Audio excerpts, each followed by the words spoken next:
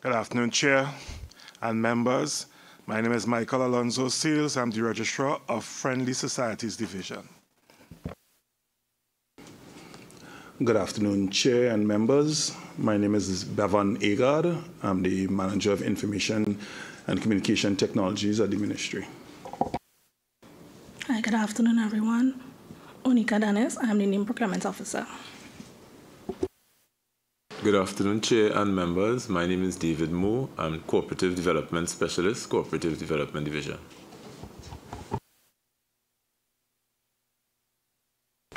So thank you very much, everyone. And the committee is being ably assisted by its Assistant Secretary today, Ms. Keisha Peterkin. I therefore invite the Permanent Secretary to make a brief opening statement, if he so wishes. Thank you, Chair. Good afternoon, Chair and members. The Ministry of Youth Development, MYDNS, was created in 2020 with the following mandate: to promote and support the development of youth, to promote and support the development of existing and new small and medium-sized enterprises, SMEs, to promote and support economic development and sustainable communities through the cooperatives and friendly societies, and to foster the development of civic-minded citizens driven by national service. The goal of the MYDNS is to contribute to the growth of sustainability of the Trinidad and Tobago economy through the provision of services and knowledge products for youth empowerment, entrepreneurship, and national service. The objectives of the MYDNS are the creation of youthships, mainly mentorship, internship, leadership, and entrepreneurship. We call those acronyms MILE. Also to increase youth participation in all aspects of sustainable development of Trinidad and Tobago, to foster greater understanding of the needs of young people and the provision of guidelines for positive youth development, creating the enabling environment to stimulate SMEs, developing a culture of entrepreneurship in our youth, collaborating with agencies as required to address the issues of youth, youth engagement, youth involvement, and youth participation in constructive activities at the community, district, and village level with specific exposure to training in civic responsibility. And the provision of youth facilities in communities that will foster positive recreation and healthy lifestyles among the youth. Since its establishment in 2020, the MYDNS has been increasing its offerings to the youth. For example, in 2021, we had 7 programs benefiting 6,724 participants. And in 2024, we've expanded those to around 26 so far, looking to reach approximately 10,000 youth in Trinidad and Tobago. And we are doing all of this in collaboration with ministries, agencies, and the private sector as well. Thank you, Chair. Thank you very much, Mr. Permanent Secretary. And I think I'll just start off the conversation with something that you said. So my recollection is that you said in 2020 you had 7 programs and you would have touched, not 2021, you had 7 programs and you would have touched about 6,000 plus young persons. 2022 is 26 programs, or it's 2024? 2024. 26 programs, and you aiming to touch about 10,000 young persons. Can I ask, therefore, so you've put forward a number of programs, what therefore are your parameters of success? So we are looking for, and we have achieved so far, between 70 and 80% completion rate in our programs. In addition, some of the programs that we have is not just training for training's sake. For example, in the CCC program, we find that the individuals that we have trained are in high demand because of the discipline, their reliability, and the knowledge that they've gained through the CCC program. So our success is both completion and what happens after. So that would mean that you have some sort of feedback process and follow-on process from your graduates? To a large extent, yes, and the monitoring and evaluation unit, we keep track of how many persons applied, how many persons got through, and how many persons finished. Okay. And of the 26 programs that you currently have on board, would that have encompassed the 8 pillars? Because one of the things I heard you talk about is involvement in sustainable development. And when I looked at your pillars, one is like supporting youth action on climate change, environmental sustainability, and climate justice. So I'm taking that as an example. How do you achieve that? Is there a program in the 26 programs that targets that pillar, and which program that would be?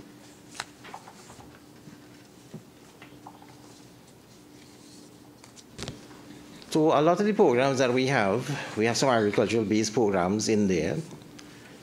A lot of our programs try to engender in the individual not only the theoretical knowledge and the technical skills, but what is the impact that they are going to have. So although it may not be a specific training idea in the program, it is there. So it's indirectly there, and in some of the programs, especially the agricultural programs, it is directly there because climate change impacts the output from your agricultural programs as well as what you can plant and what you can reap. Okay, so if I understand, therefore your practices will be sustainable agricultural practices, and that's how you affect the environment. Yes, so it's not only sustainable agriculture, it is using the technologies available in agriculture to get higher yields in a smaller footprint. So it's not the traditional agriculture. We train you in traditional agricultural techniques, but we also train you in using the new technologies that is there to get higher output in a denser space. So thank you. And coming back again to the National Youth Policy, which is 2020 to 2025. In terms of, we're now in 2024, how much you think you would have contributed to that achievement of that policy, seeing that next year is 2025? So a lot of the programs that we are doing we are ensuring that it is in alignment with the policy. And if it is not in alignment with the policy, we then step back, we amend, and we make sure that it is in alignment with the policy. Because that youth policy, which ends in 2025, is a guiding principle in what we do together with the Vision 2030 as well. And we are looking to roll that over after we do some analysis on it to move it forward into 2026 for the future period. So could you give me an example of a policy that was not in alignment that you would have pulled back and restructured? And the other thing is that could you also tell me in 2025, what could we look for to say, I agree with you, that what you've done has been in alignment with the policy and its objectives for 2025? Okay, so I'll take the first question. Some of the programs that we have, for example, in 2021 coming forward, we were training on the supply side. What we have now done is closing the loop in that we're not just training you on letting you go. We are training you on providing you with opportunities to do two things. You can either get a job and work for somebody, or you can become an entrepreneur and hire individuals to work for you. And that is where our partner agency, NETCO, comes in. Because NETCO has a lot of opportunities for training in how do you do business, how do you open the bank account, how do you do your business plan, how do you go about managing your finances, how do you go about running a business. And NETCO also has grants that have training attached to it. So we're not just giving you the money, there's training that attached to it, and they monitor you as well. So we are looking at all-encompassing process that takes you from wherever your skill level is now, enhances your skill level, and gives you practical, everyday training that you need in life. So would you have partnerships, say, with private sector that, you know, you're sure that people you've trained are ready for the market? A perfect example comes to mind of our Project Hoist, Tower Cranes Operations. We launched that, if not early this month, late last month in May. So what we have done is we partnered with a tower crane operator. I think there are only 2 or 3 in Trinidad. That individual, that group is from Pinal. So what we have done with them is that they are training, how many, I think? 50. Right now, we are training 50 individuals, 50, in all the aspects of tower crane operations. So you can be trained how to operate a backhoe, how do you operate the forklift, how do you operate the high up at the back of the truck, how do you do the tower crane operations, and there's also an important safety component in that, because you can imagine that if you're operating these kinds of equipment, you need to be attuned to what is around you. And we're also giving you some life skills in there as well. Again, bank accounts, how to apply for driver's permits, and these kinds of things. So we have, that is an example of partnering with the private sector. A lot of our programs, for example, the Project Drive, which is our automotive repair and maintenance, as well as All Set, which is our heavy crane, our heavy equipment operations, and CRISP, which is our air conditioning systems. We have partnered with NESC, MIC, UTT, UWI, because we at the ministry realize we don't have the necessary skill set to do all of these things, but we are responsible for it. So in order to achieve government's mandate that they've given us to do, we have had to ensure that we find the right people with the right skill set, who are in tune with what is happening, who are amenable to treating with the youth of Trinidad and Tobago, because with the youth of Trinidad and Tobago, to ensure that they get what they want and they are trained properly, because training young youth in Trinidad and Tobago is not the same as training an elderly or somebody like me. I'm not a youth. So the mindset of the ministry had to change a bit in that a lot of the senior public officers, they're like me. But we've also hired a lot of younger individuals in the ministry. And some of the ideas that we're coming up with is because of them. And we also bunk some of the ideas that we have to get the youth mindset in there. Will this work? Do you think what we are trying to achieve is achievable? And most importantly, how do we package this so that the youth in Trinidad and Tobago will, one, listen to what we are saying, take in what we are saying, and then say, yes, this is useful for me.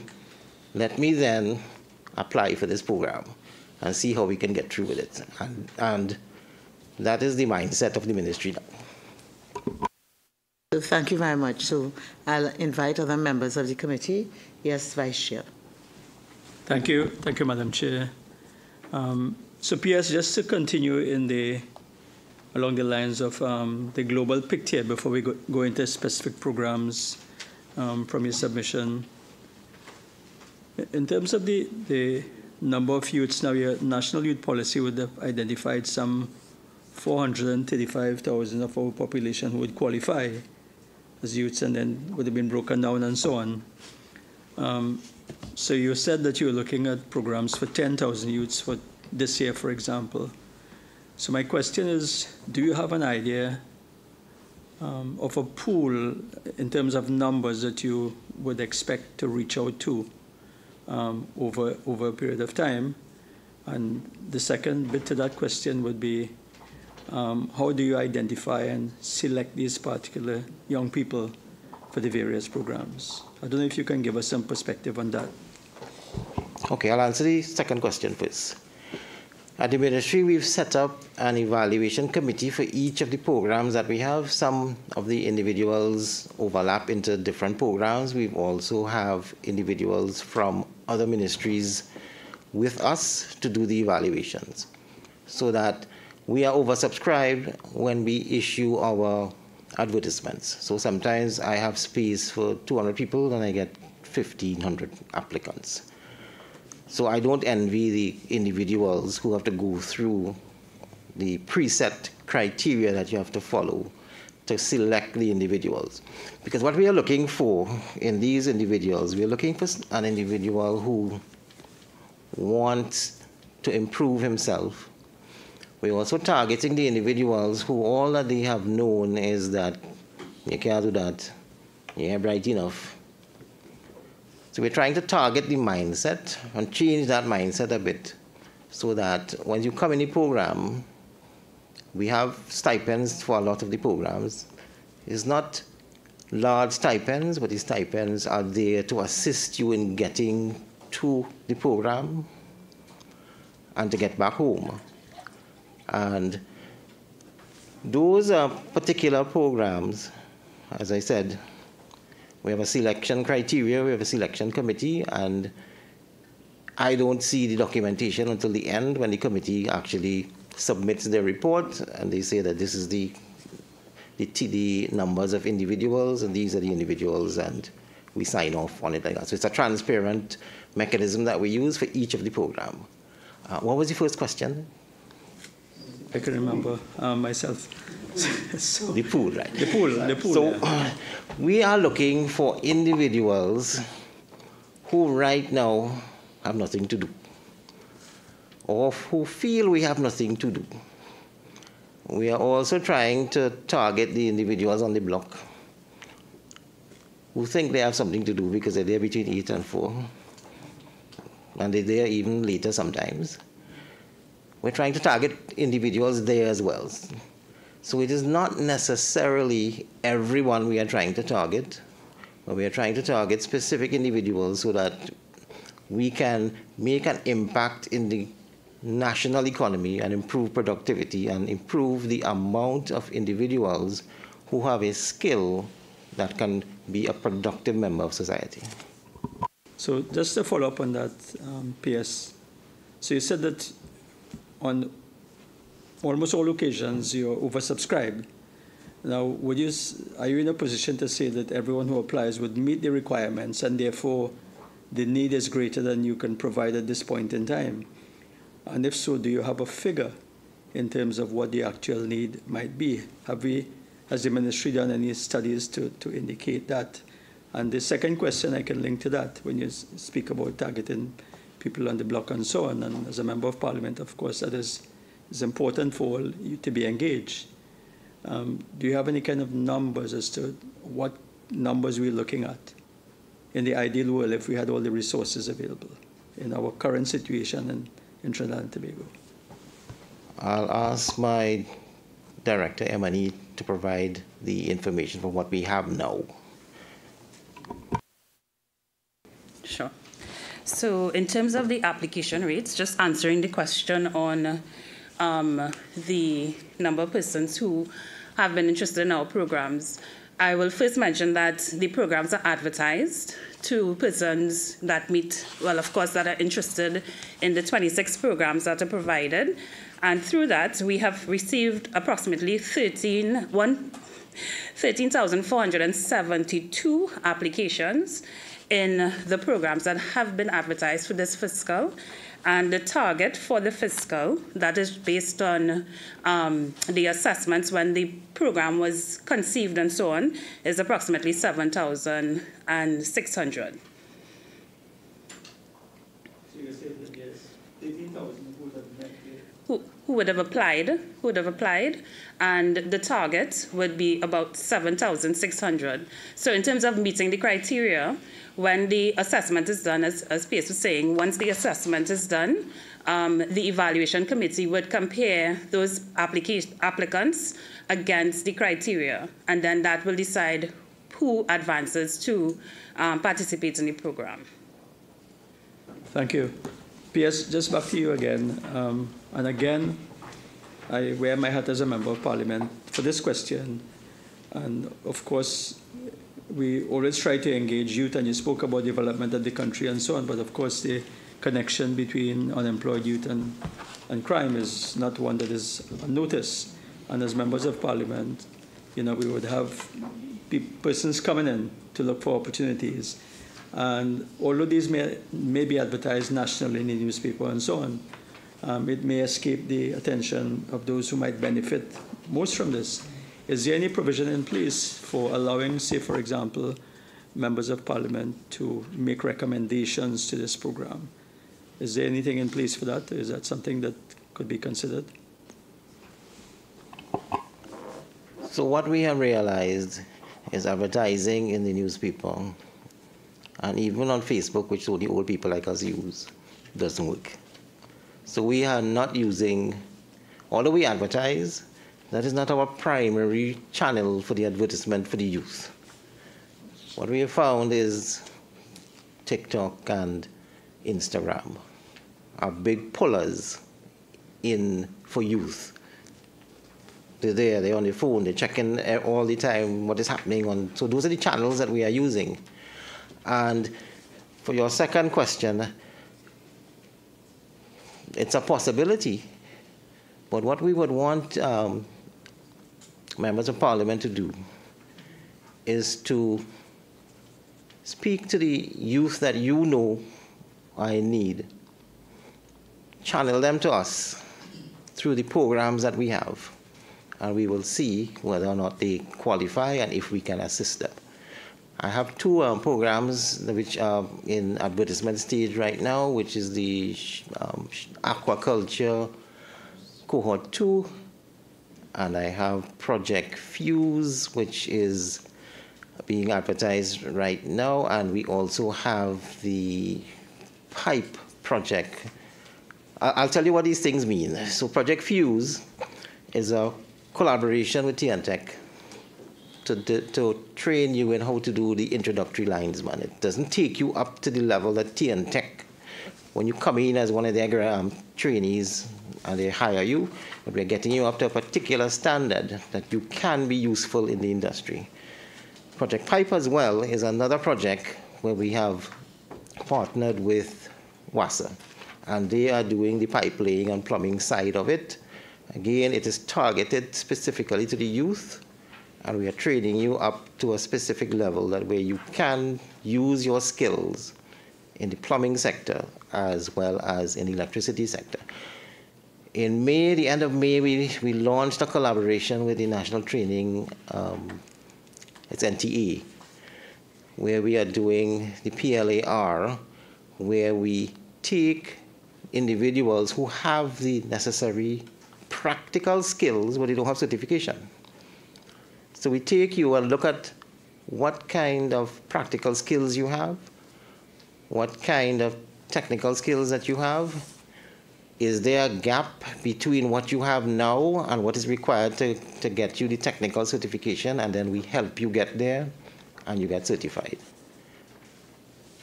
I hope that answers your question. Pierce, I just wanted to follow up on something that was said earlier, I think by Ms. Codrington.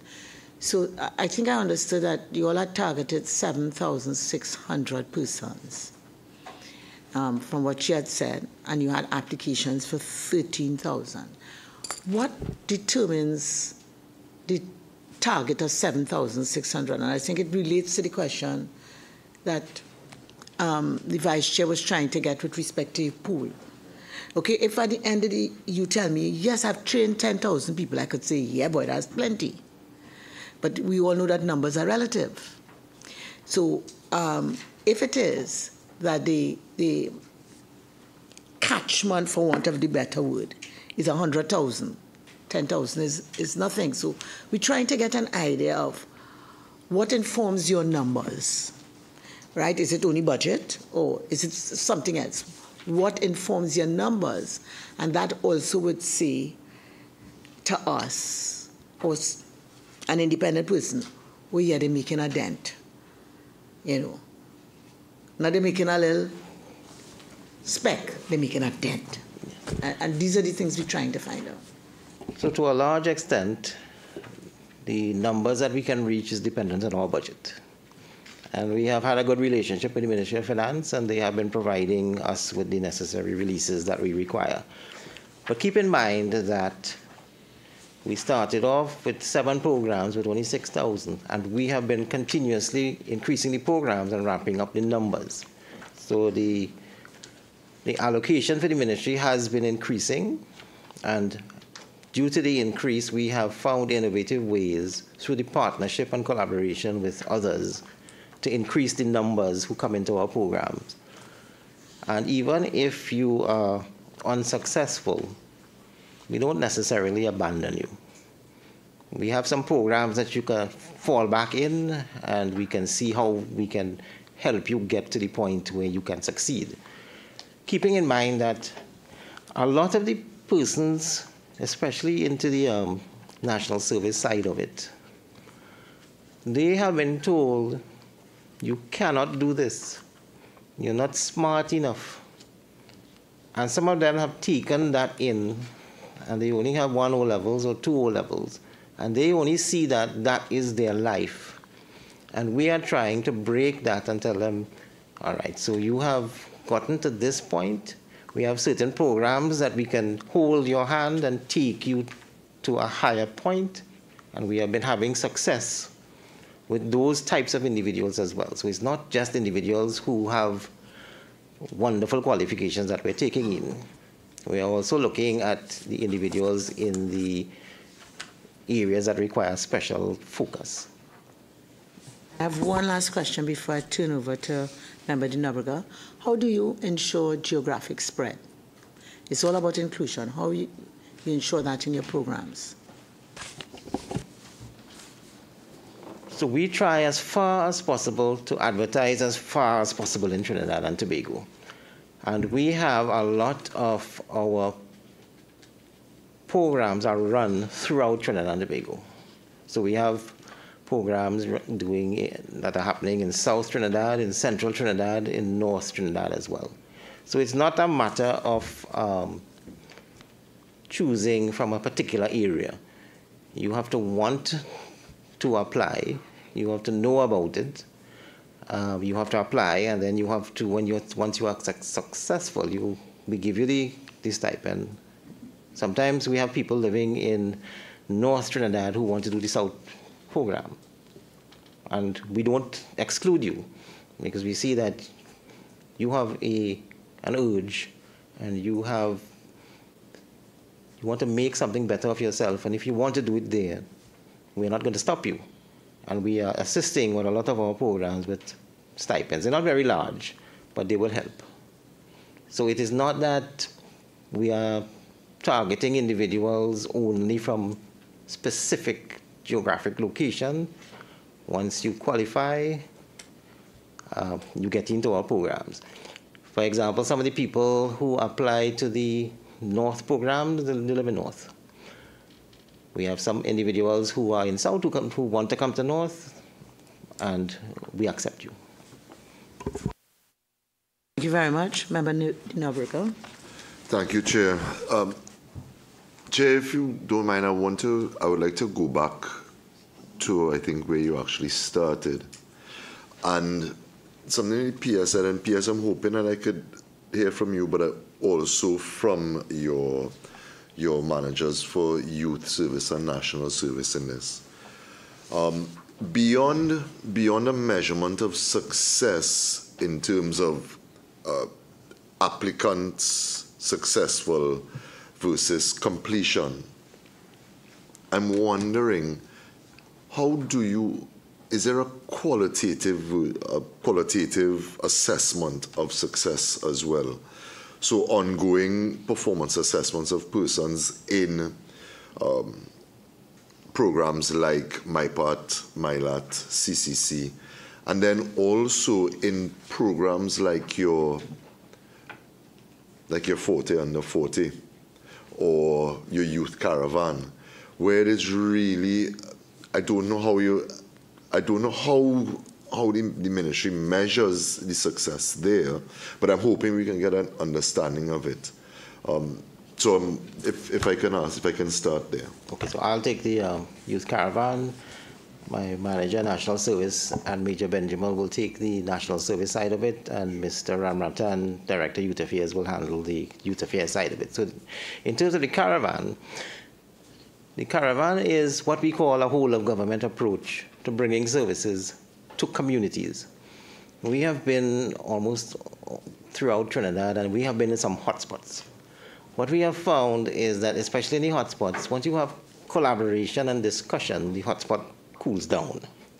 And you are allowed to come in, and individuals who couldn't cross the border, so to say, can cross because that day is a neutral space. And you see all of the programs that the entire government offers, including Ministry of Education, Social Services, Ministry of Sport. A lot of the state enterprises are there with us as well, MIC, NEDCO, NESC, Office of the Prime Minister. They are there, and you can sign up on the spot or get additional information on what you want to do. So what we have found is a quick tally so far when we did it in last month. There were about 5,000 persons we have touched so far, and the numbers keep increasing. We were in Labre on Saturday, and we saw a large influx coming in, especially when we start to have the youth in the area perform, because we had the steel band there, and when they started to play, you saw people started to come in. And the elder individuals there and the younger individuals who came, they're asking some very pertinent questions.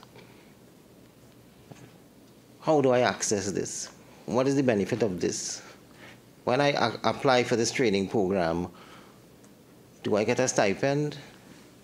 And if yes, why the stipend is not more? I have to tell them, well, the stipend is not a large amount. It's there to help you to get to a particular stage where you can earn a lot more money than the stipend will ever give you. So we are tracking what is happening in the youth caravan. And one of the things in the youth caravan, we have people now who are coming back into the youth caravan and telling us, if it wasn't for this youth caravan that went into X area, I wouldn't have known about this, I would not have applied, I would not have gotten through, and now I'm in a better space. So that is the success of the youth caravan. And one of the things that we're doing in the youth caravan as well is, in addition to having government in there, we also encourage youth in the area who are entrepreneurs to come and join us while the government is providing free things there. They can make some money through sale of their...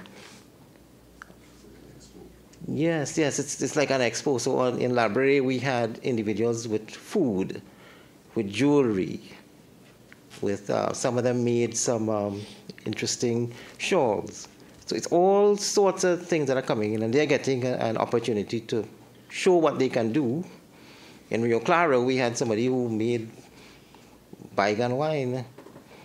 And I found that I've never heard about bygone wine. And it actually tastes good.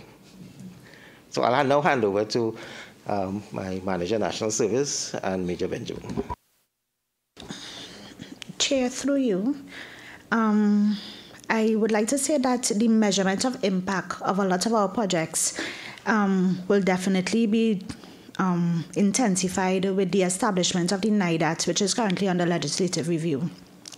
It will give us an opportunity as a country to be able to get a better understanding across ministries, agencies, and divisions, and even the private sector as to what is the investment being made into our young people. So the ministry, all of our responses thus far reflects what the MYDNS is doing.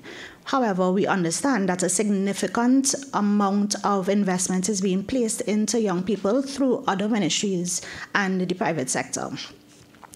With regards to the measure of success that member Dinobriga spoke about, a lot of our programs in national service are diversionary programs. Therefore, outside of the tangible measures that we may be able to see in terms of them establishing businesses, it is also a significant amount of young persons now becoming distracted from deviant behavior and now engaging in positive behaviors. And they are now seeing the importance, especially under the national service umbrella, seeing the importance of engaging in community-based activities and nation-building activities. So in order for us to be able to measure that entire behavioral change, and I'm not in a position to provide you with a value, but I definitely can say that a significant amount of young persons have been engaged successfully, especially through the SYSP programs, and they are no longer having an interest in, deviant behaviors. Yes. Mm-hmm. So these diversionary programs, I definitely would say, is one of our major indicators of success in terms of getting the young persons to no longer be, as PS would have indicated, be on the block, but they are now engaged in positive community-based behaviors and nation-building activities upon completion of our programs. I'll have Major Benjamin expound a bit more. Through you, Chair, the programs that are managed through the National Service umbrella under the Specialized Youth Service programs are under SYSP specifically would be the Civilian Conservation Corps, the MyLAT program, and the MyPAT program. The Civilian Conservation Corps has, from its history, graduated 32,000 participants. 32,000 graduates from that program from its inception, and that program has been ramped up over the past 4 years. This year we have 900 participants in our current intake, and the intent is to grow that program by a further 200 persons, so that in the next cycle of the program will be increasing because the demand is there and we're creating opportunities for young persons. So the CCC program is a gap program. It is one of the diversion programs. The CCC program caters for persons who have little or no skills, persons who are desirable of attaining a skill, and the skills are all benchmarked at National Training Agency levels of the CVQ level 1, as well as the NEC certification through the Ministry of Education. So once persons complete the program, they have a certificate and the qualification that they could use to matriculate into either other areas of study or into employment. The MyLAT program has been in existence from 2007. It has graduated to date 1,100, just above 1,100 participants. Each cohort is approximately 100 persons per cohort. That program is also in demand. It is academic based. We have a suite of teachers who use the CSEC curriculum. 11 subjects are on offer, and the graduates in that program have all gone on to productive engagements. If I could cite from this tracer study that was conducted from 2016 to 2019, it speaks about in that particular year group. Remember, this is a program that's voluntary. So we had 79 of the 100 persons in that year group graduating. Of those 79, 65 are now currently employed. The other 35 have either gone into, have mostly gone into further study. So a lot of persons come to the program. they would achieve their 5 O-levels. Most persons would have achieved their 5 O-levels and have then matriculated into other further courses of study. Many have gone into the technical vocational areas because they use that sometimes as the benchmark to go into higher level certification through TechVoc. The other areas in the assessment speak to persons who go into the private sector, 49%, public sector, 29%. The military and paramilitary organizations, 18% of our graduates have matriculated there, and persons who are self-employed, 4%. So we use tracer studies, and since the programs have been moved from the Ministry of National Security to the Ministry of Youth Development and National Service, under the auspices of the Monitoring and Evaluation Unit, we've produced reports each year, and those reports affect how we pivot and how we improve and enhance the programs towards greater productivity, greater reach to the target audience, as well as the output has been increased in terms of the feedback that we receive from the participants, saying how we want that program to be adjusted, how we want the program to flex to suit what their needs and demands are. Thank you very much. Before we move on to Mr. Ramratan, I just want to point out that MyPart, MyLAT, and CCC, they are military-supported programs. They are not military programs. What they do is they provide assistance to the individuals. We do assessments, and then what we do after that is we target the intervention for the individual. So there's no boot camp. Nobody's telling you to march and to salute, although that is a growing component. There's now a competition in CCC, who can do that military parade, the drills, the best. So it is not a military program. It uses military support. It shows you what the discipline can provide. It shows you how the military persons and the civilian persons in the program carry about themselves. And we lead by example. Mr. Ramratan. Okay, thank you, through the chair. In terms of the measure of success with respect to qualitative dimension, in each of the programs of the Youth Affairs Division, we do have what you call life skills training, which treats with the attitudinal aspects. So it's not just you come into a training program to develop a technical competency, but it's also about attitude and values. And a good reflection, if we want to measure, is the leadership training program the National Leadership Training Program that we do within the University of the West Indies. We would have started that last year. We offer 100 spaces to youth-led and youth-serving organization. Now, there's no stipend attached to this program, and this program has been heavily subscribed. Last year, we had a 98% success rate. This year, the subscription to this program was over 700 participants. What it is showing us is that the success of the programs is redounding to civic-mindedness, sense of community, and giving back to the populace.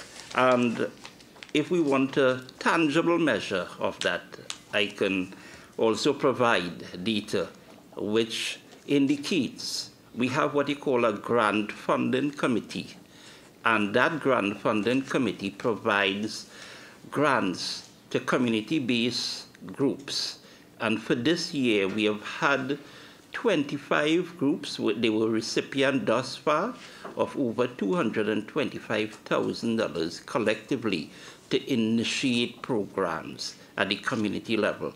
So this is just to show that it is not about the individual in terms of they developing a skill for themselves and being able to become independent, but they are also thinking about community and national.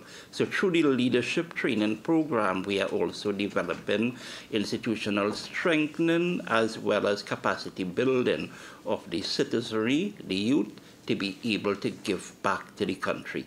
So to me, that is a measure if we are looking at the qualitative aspect in terms of the programs that have been delivered at the ministry. Thank you. Chair, before we move on, I know the member had spoken about the 40 under 40 program, so I'm going to ask Mrs. Edwards here to give a brief overview of what has been happening and how successful that has been. Yes, the 40 under 40 program falls under our national mentorship program, which in collaboration with the Ministry of Education, who have identified 25 schools, secondary schools, we, the ministry, have selected 40 young influencers who young persons see as, having some sort of life hack, as they say, better understanding of how to navigate life, and have young persons speak to these young persons in these schools. The principals, in collaboration with the teachers, have identified persons who may have had some behavioral challenges to come in and have, we call it conversations, breakfast and conversations with these influencers. And there definitely has been a significant impact on their behavior and their outlook on life when we get to the reports from the various principals in terms of how this program is influencing these young persons in terms of their academic studies, their commitment to school activities, and their general outlook, as I said before, in terms of their school participation in various activities and outside of the school. Yeah. So can I ask, is the 40 is that 40 under 40 program the only program under the national mentorship program? It is our main national mentorship program, but we also go into communities as well. We'll be expanding into communities as well. Yeah. Okay. And I see here, for this year, you all estimated the number of beneficiaries would have been 2,800. I will expect students. Young persons, yes. Mm-hmm. Okay. Is that on target?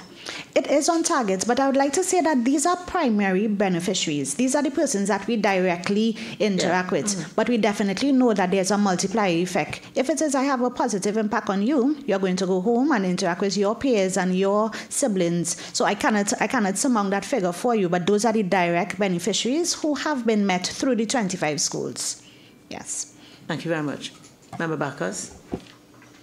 Thank you, Chair. And let me first, having read what was submitted, which was quite detailed, congratulate you on sending a submission that had this level of quality and control inside of it. Thank you to PS and your team. I'll go backwards and then come forward. The piece that I still didn't get going from, and Chair, I know you tried to get it, and Vice Chair as well.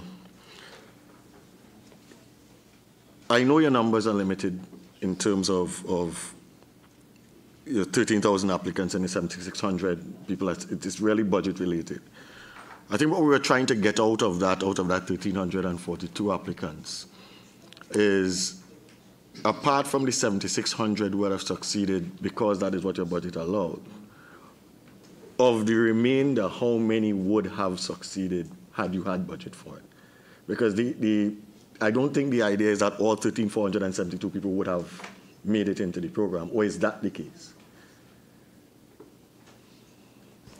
I'll ask my director, Emily, to answer that. Go ahead. Sure. Okay, so the program is open up to all applicants that meet more or less the criteria. So, for example, if we were to the 26 programs, there are a number of, all those programs would have a target, as we indicated. So, for example, Chris, NESC will indicate to us that they can facilitate this number of participants. And then the program, we will take the numbers based on that, based on what the facilitators and the different service providers have indicated that they could facilitate through the program. Now, the 13,000, it would be ideal to try to meet as many persons.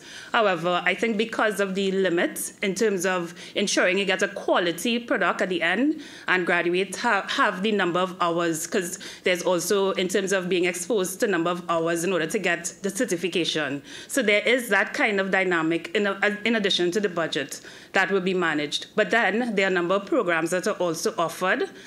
So if someone does not get into one, they can also apply, for example, to CCC for an area that is also offered. So as PS indicated, it's not that we abandon you, we try the best. So that is good. I noticed, and I know when Chair asked about the geography, you spoke about north, about south, central, east, west. And I know obviously you're not excluding people from Tobago, but is there anything happening in Tobago?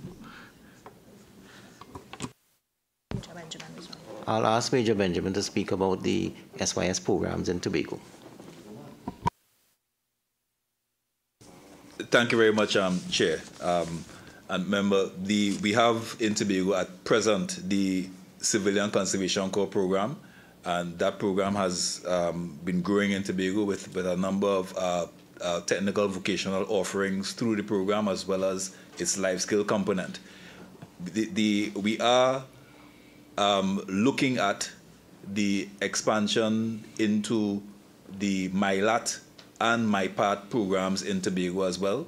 Those discussions are being taking place at the moment in terms of the integration and the development of those other programs in Tobago. Thank you. I've spoken well as a Tobago man yourself. The other thing, and PS, this is more or less a pet peeve of mine, and I was trying to find the word, and I'm so glad that it was found. Diversionary. The measurement of the diversionary programs and the impact of that is critical, in my mind, to establish the proper value of what you're doing. I think the empirical numbers dealing with the graduates, the number of people you're impacting and so on is one thing. But the value of this is really in what happens in the diversionary impact of what you have.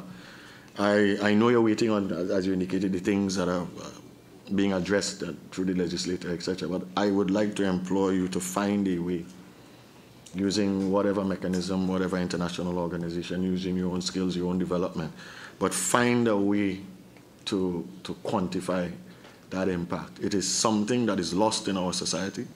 I think we don't pay enough attention to the value of that. And if those numbers can be brought forward, I think it will aid in your requests as far as how you go with things. One last thing, Chair, before I go over, because I have quite a number of other things I want to deal with. But when we look at all of these programs and you're facilitating them, now you have facilities. A big part of what I saw in the submission spoke to facilities. Number of facilities. I mean, training facilities, youth facilities, development and apprenticeship centers, a number of things. And in a number of them, I'm seeing refurbishment, construction, establishment, creation. Where are we? How is that going? What has been its impact and what is going to be its impact as these things come about?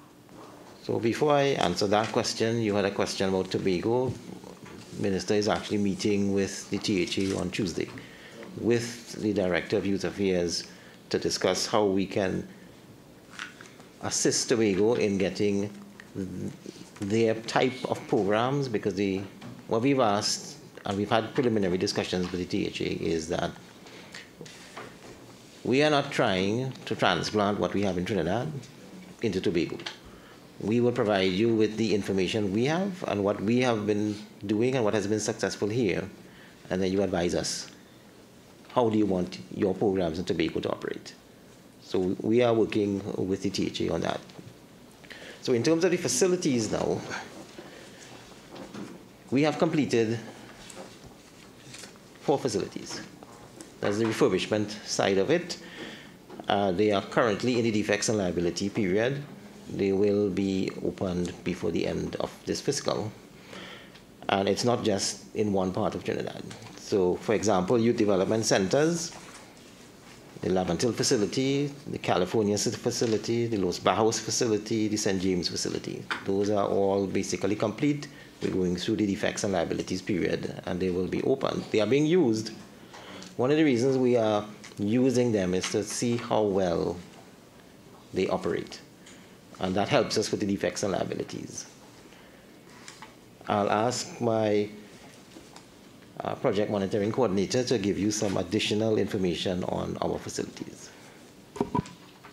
Thank you, PS. Through the chair, I would like to see, in terms of our facilities and the question asked in terms of their varying stages of refurbishment, creation, and all of this is because at the Ministry of Youth, we want to deliver modern 20th century curriculum, and these facilities have been in existence for quite a number of years. So for that to happen, we need to upgrade our facilities in order to target the youth in the way we would like and to really give them the programs that would be relevant to their existence now. And the PS would have gone through the 4 facilities that have been completed in terms of refurbishment. Those are under the youth development centers. We also have, in total, 8 youth development centers. 6 were existing, and of those 4 were completed, as PS mentioned, and 2, the Malik facility, which is at 70% completion, and we have the Basnor Street, where we are waiting further confirmation of funds to begin. We have another 2 that were previously NESC facilities that we are now upgrading as well and refurbishing to become YDCs. These are in Palo Seco and Point Fortin. The Palo Seco Center is at 50% completion, and the Point Fortin Center is at 48%.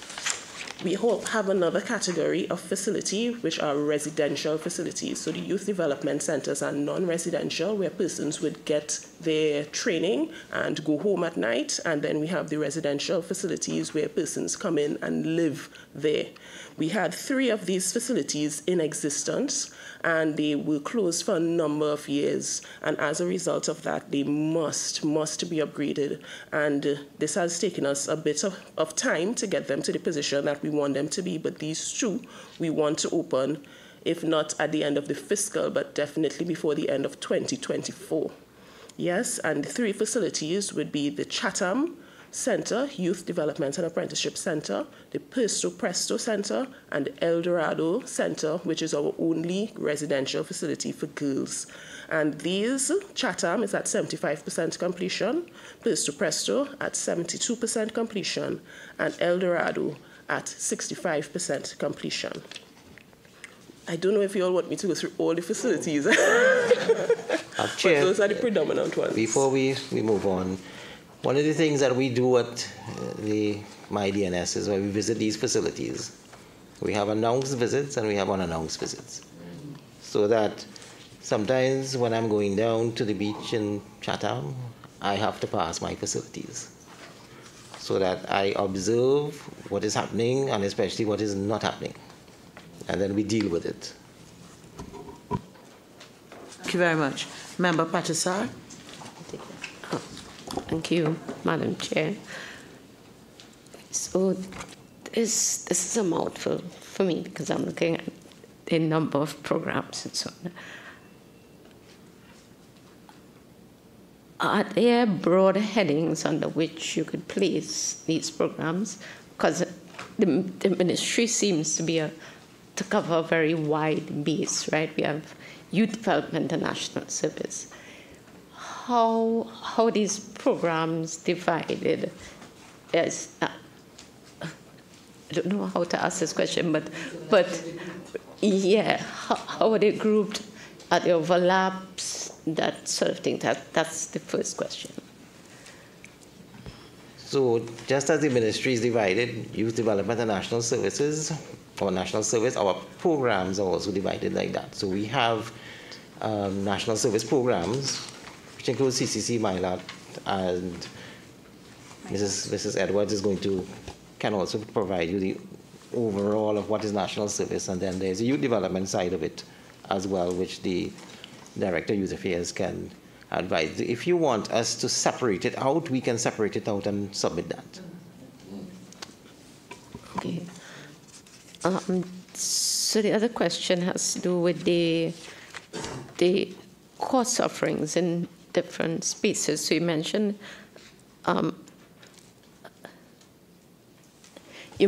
earlier that some courses that might be offered in the north, people from the south might want to go to those, etc. Is it that the programs, there are certain programs that are only offered in certain parts of the country, or they're rostered and you'll bring them to the south, then from the south you take them to the north? I don't know how. Okay, so some of the programs are targeted because of the facility in a particular location. For example, the hoist program, the facility is in Penang. So if you want to do tower crane operations, you have to come from wherever you are to Penang. We also have the apprenticeship program, the industrial apprenticeship program that we have, that is down in Palo Seco. So if you want to do that, it's in Palo Seco. Again, we have the youth agriculture homestead program. A lot of the land that we are preparing for the students is in South Trinidad.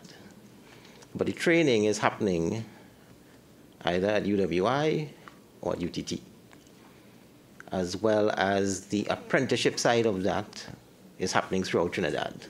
So you get technical training in our agricultural programs from one of the universities that we have. You then get assigned to a business, and you see how the business side of it happens, and you also see how they actually do the implementation of your theory. And then at the end of it, once we finish the development of the lands that is required, that we are doing, you then get to implement what you have theoretically learned, what you have practically learned. You now get to do it yourself. Okay, so given that, then, would you have an idea of numbers of people who might, let's say, be applying to the course in Palo Seco, right? Then what happens to, because these programs are targeting people who probably can't afford it, right? I don't know if that's right. Yes, some of the programs are expensive. Right. So that we are providing the cost, you are providing your time and your brain power, and you are giving back to Trinidad and Tobago through what you do after you go through our program. That is how we see it. So it's a partnership between the government, the individual, and the country as a whole. So then my question really is then, how successful is it in targeting the entire country? If the location is in a space like Palo Seco, for instance, how is it accessed? How are people from other parts of the country accessing it? So the answer to that is an interesting one. While we would want to have infrastructure, land throughout Trinidad, the only place we could have found it and get access to it is in South Trinidad. So these were facilities that were being used by other agencies that they were no longer using. So we took the opportunity to take these lands which were fallow and not being used and repurpose them. So we are bound by where the availability and the location. So it is not that we don't want to do it throughout Trinidad and Tobago, but we have to do it where the property is. Member Bodu. So I just want to go back, PS, to the youth health and career education and the youth caravan. Now, one of the remit of this committee is not only to monitor your expenditure, but to look at where you might benefit from increased allocation and make recommendations, of course, if it's going to serve a good purpose. So I'll come back to that. So the youth caravan, I see here an allocation, and this is on page 18 in the appendix of your submission. The allocation was 5 million, and I see your expenditure to date is 1.9, just over 1.9 million. And I see a listing of 12 programs there, the last being on the 8th of June 2024 at Maraval. Two questions. Again, the issue of geographical distribution, and I believe this is an important program to reach out to the youth in the communities in terms of programs carded for the southern part of the island. So if you can give us an idea of what the challenge might be in terms of utilizing the expenditure, and what would be the projected schedule for the remainder of the financial year, if that information is available. Okay, so what we have here is actual expenditure. I have commitments, and the commitments plus the expenditure is a lot more. And we still have July, August, and September. And at the rate we've been going, June, we did 3 caravans. So I anticipate that we are going to completely exhaust the allocation through the program, the caravans that we have scheduled for the rest of the fiscal. So we're going to continue the caravans in July, August, and September as well. Yeah. And we are targeting areas in South Trinidad. If you want a caravan, just write us and let us know. All right, and you will get a caravan. Yeah, so that's encouraging. But do you already have like a schedule that you can share with us, with the committee and I will have to get back to you on that. But nothing here is cast in stone. Because what we have found is that we have these wonderful plans, and then when we actually go and we start to have discussions, we say, well, number 12 might be number 1, and number 6 might be 15. And we move them around, and sometimes we take some of them out and put some new areas in. So it is in continuous flux until we actually decide where it is going, and that is happening through discussions. And as I said, communicate with us, let us know. Yeah, so I'll take you up on that offer right now, PS. And I will request one in the constituency of Faizabad. We can discuss the location. And I see my friend, the CEO of NEDCO was in Faizabad, and he can attest to the fact that is much required in Faizabad. So I'll leave that there, PS, and I just want to touch a bit on the youth social programs. And again, I see an allocation here of just over $5 million, but an expenditure of just over 831,000. Can you cast a bit of light onto what is envisaged and the possible outcomes here, especially with regards to the social... Just tell me what page you're on. I'm on page 7. This would be in the appendix to your submission. Project D005, Youth Social Programs. And this speaks to the social media awareness, the project trending, and, well, there's one that's already completed, the National Youth Festival and Talent Search. So it would be social media management, stroke awareness project trending, and the proposals for a National Youth Convention, if you can shed some light on that. Okay, so what you are seeing here is expenditure to date. A lot of our youth programs, they get reviewed in the first quarter of each fiscal, and then they start back up in the second quarter. So that a lot of our youth programs actually start March, April. So and we have to do the engagements of the service providers, service level agreements. So while it looks small here now, a lot of our programs have commenced, and we are starting to do the payments as the bills come in. So I know I launched the project trending. The Youth on Stage is not finished yet. We did the semi-finals. We still have to do the finals for that. So that is still ongoing, and We anticipate, if not July, maybe August, for Project Trending. Not Trending, Project Youth on Stage. Now, what we have found with this particular Youth on Stage program, we have a lot of talented youth in Trinidad and Tobago.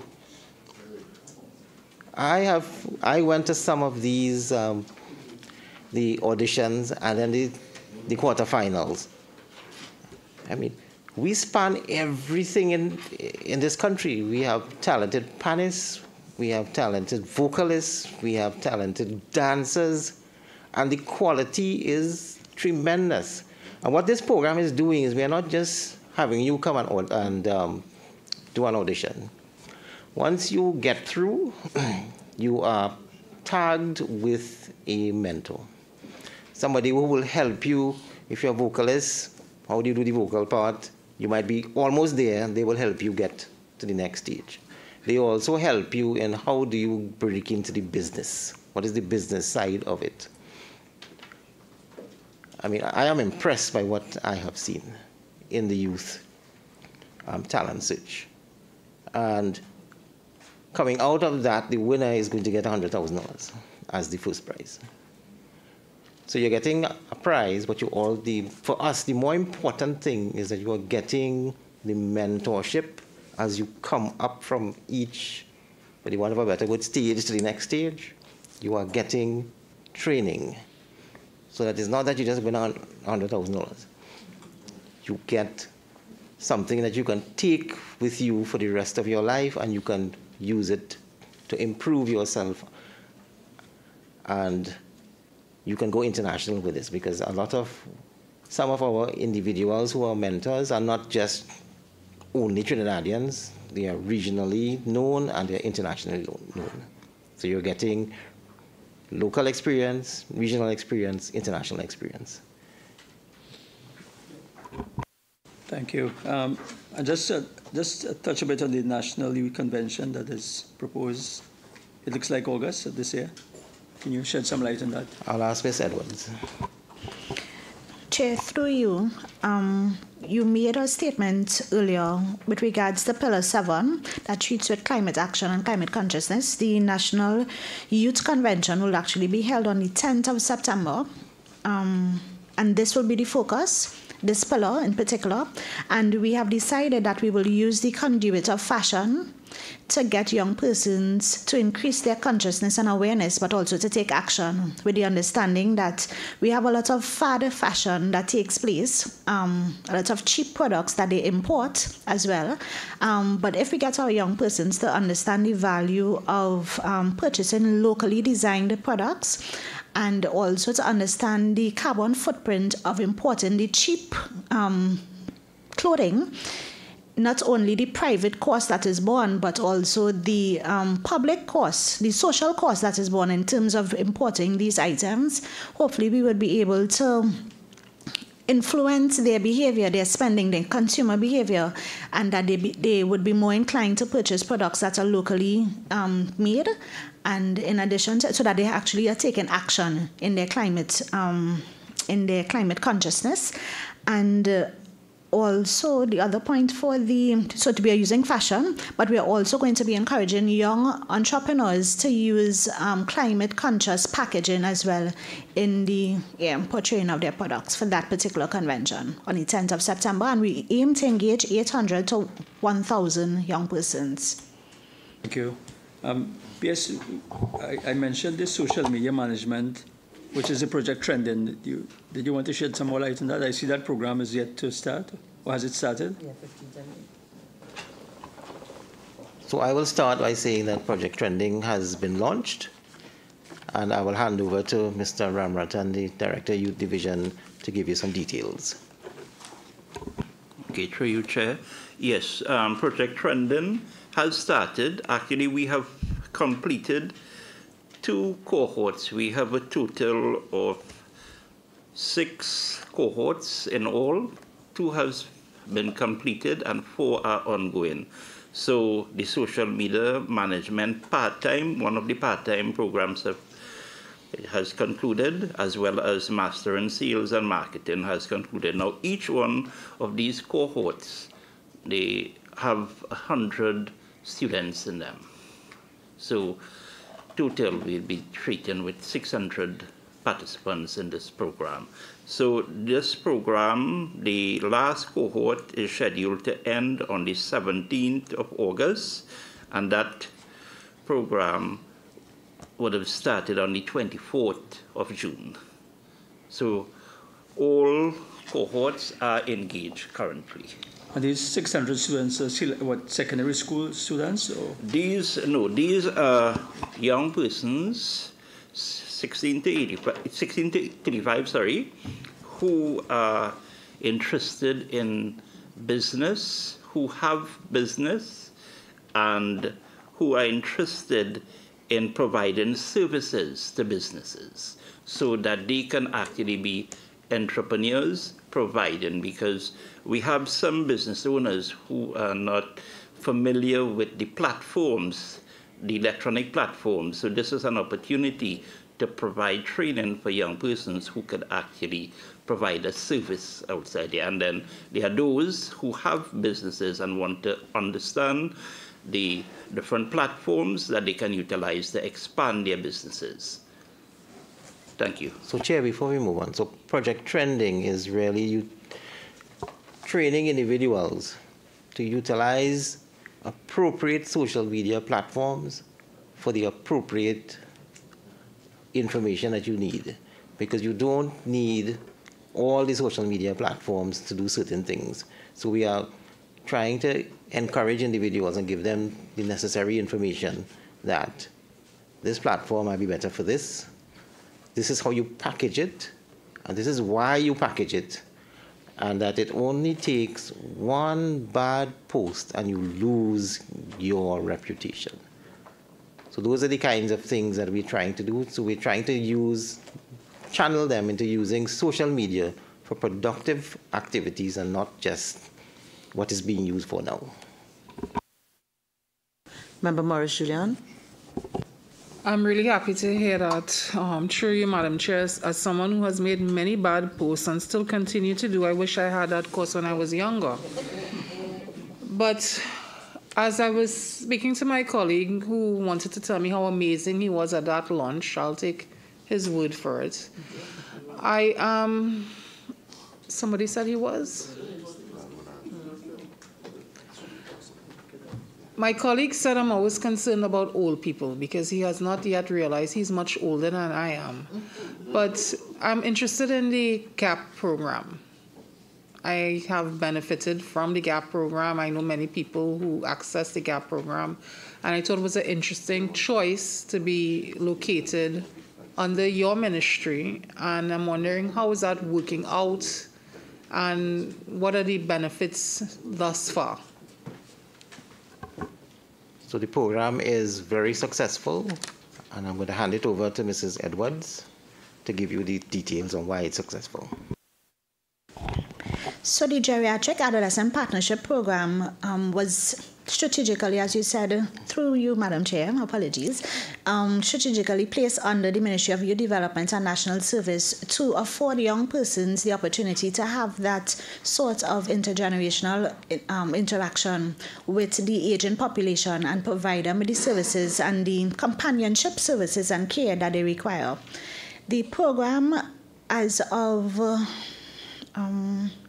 before April of 2024, had 520 caregivers who provide services in 6-month cycles to elderly patients. And we recently expanded and rebranded that program to include an additional 80 young persons, so we are now up to 600 caregivers.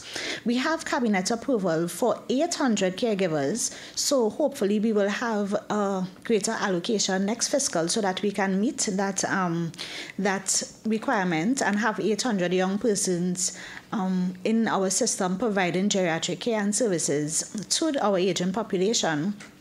But we also aim to rebrand the program to a Giving Assistance Partnership Program so that it will not only focus on geriatrics but also persons with disabilities. You, Madam Chair, that was actually my next question, because as a Member of Parliament, and I know my colleagues will agree, we often meet people who need that support and they're not the age to access it as yet. So I'm very happy to hear that. Again, through you, Madam Chair, I'm also very much interested in the transition homes. Reason being that I was in the system for quite some time as a teacher, and then there would always be that point, 18 years, and where do they go? What happens next? What are the plans? How are we moving forward? What is happening with the projects? And is there any hope of expansion regarding that particular program? I'll ask my Director, Youth Affairs, to answer that. Okay, through the Chair. First of all, for those who might not be familiar with the transition home, I'll just like to give a brief description. So this category of youth development facilities, they are single gender and provide accommodation and wraparound services, social services, through a 2-year residential program to young people who were wards of the state and left community residence at the age of 18. The primary purpose of the transition home is to assist young people transition successfully into adulthood by equipping them with the necessary skills and tools needed to become independent, healthy, and productive individuals. A detailed care plan is designed for each resident and mentor, and case managers are assigned to residents. That's what we call the individuals who stay at the transition home. Additionally, services such as healthcare, skills training, and job placement are facilitated in collaboration with other government agencies and the private sector using a whole-of-government approach. Now, currently, we have 2 facilities that are ready for intake. The Josephine Shaw facility, which is in Port of Spain, that is going to be operationalized by mid-July. We would have entered an MOU with the Salvation Army. They have issued letters to staff. They would have had a recruitment process, and the staff is going to be coming on the 1st of July. So that facility will facilitate 25 young women, right? And it's age 18 to 21, ideally, but on a case-by-case decision would be made if we would accept individuals. We also have the male transition home in St. Madeleine, which has that was recently refurbished. It has the capacity now for 22 participants or residents, and we are currently in negotiation with a service provider to bring that facility on stream. I must say that these facilities also have, they are also catering for differently abled. So we have rooms outfitted for differently abled. And there's another facility that we are treating with. It is the Savella Transition Home that is under construction right now, and that will cater to 600 young women. 60, my correction, 60 young persons. Right, and it's female. So that is the status in terms of the transition home. Madam Chair, just a couple follow-up regarding the transition homes. Through you again, Chair. Now, we noticed that over $178,000 was spent on security. And again, from my perspective, security is extremely important. And so we'd like to know if it's 24-hour and what will happen when the home is actually operating at full capacity. And I would also like to know, what about security checks, backgrounds with the persons who will be working in these areas? All this, what are the requirements, and you all making sure that we take very good care of people who are already in a vulnerable position? Thank you, Madam Chair. Yes.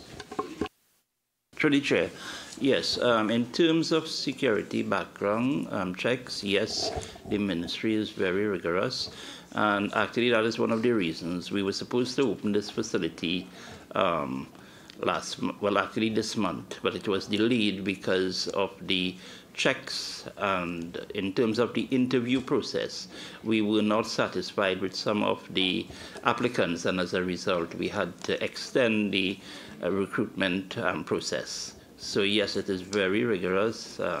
Certificate of character, documentation has to be submitted, and that is very rigorous. Madina Burka. Thank you, Chair. Chair, I just want to, having gotten a sort of a overall overarching understanding of a lot of what is being offered through the divisions and agencies and at MYDNS, I just want to come back to some of the numbers that are here. I know you'll be very happy for that. On page 2 of the responses to the PAC,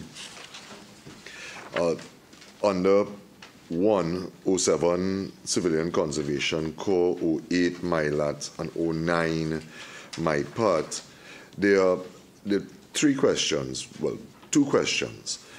Under CCC and MYLAT, you have figures of $210,442 and $190,993, both under the heading of hosting of conferences, seminars, and others.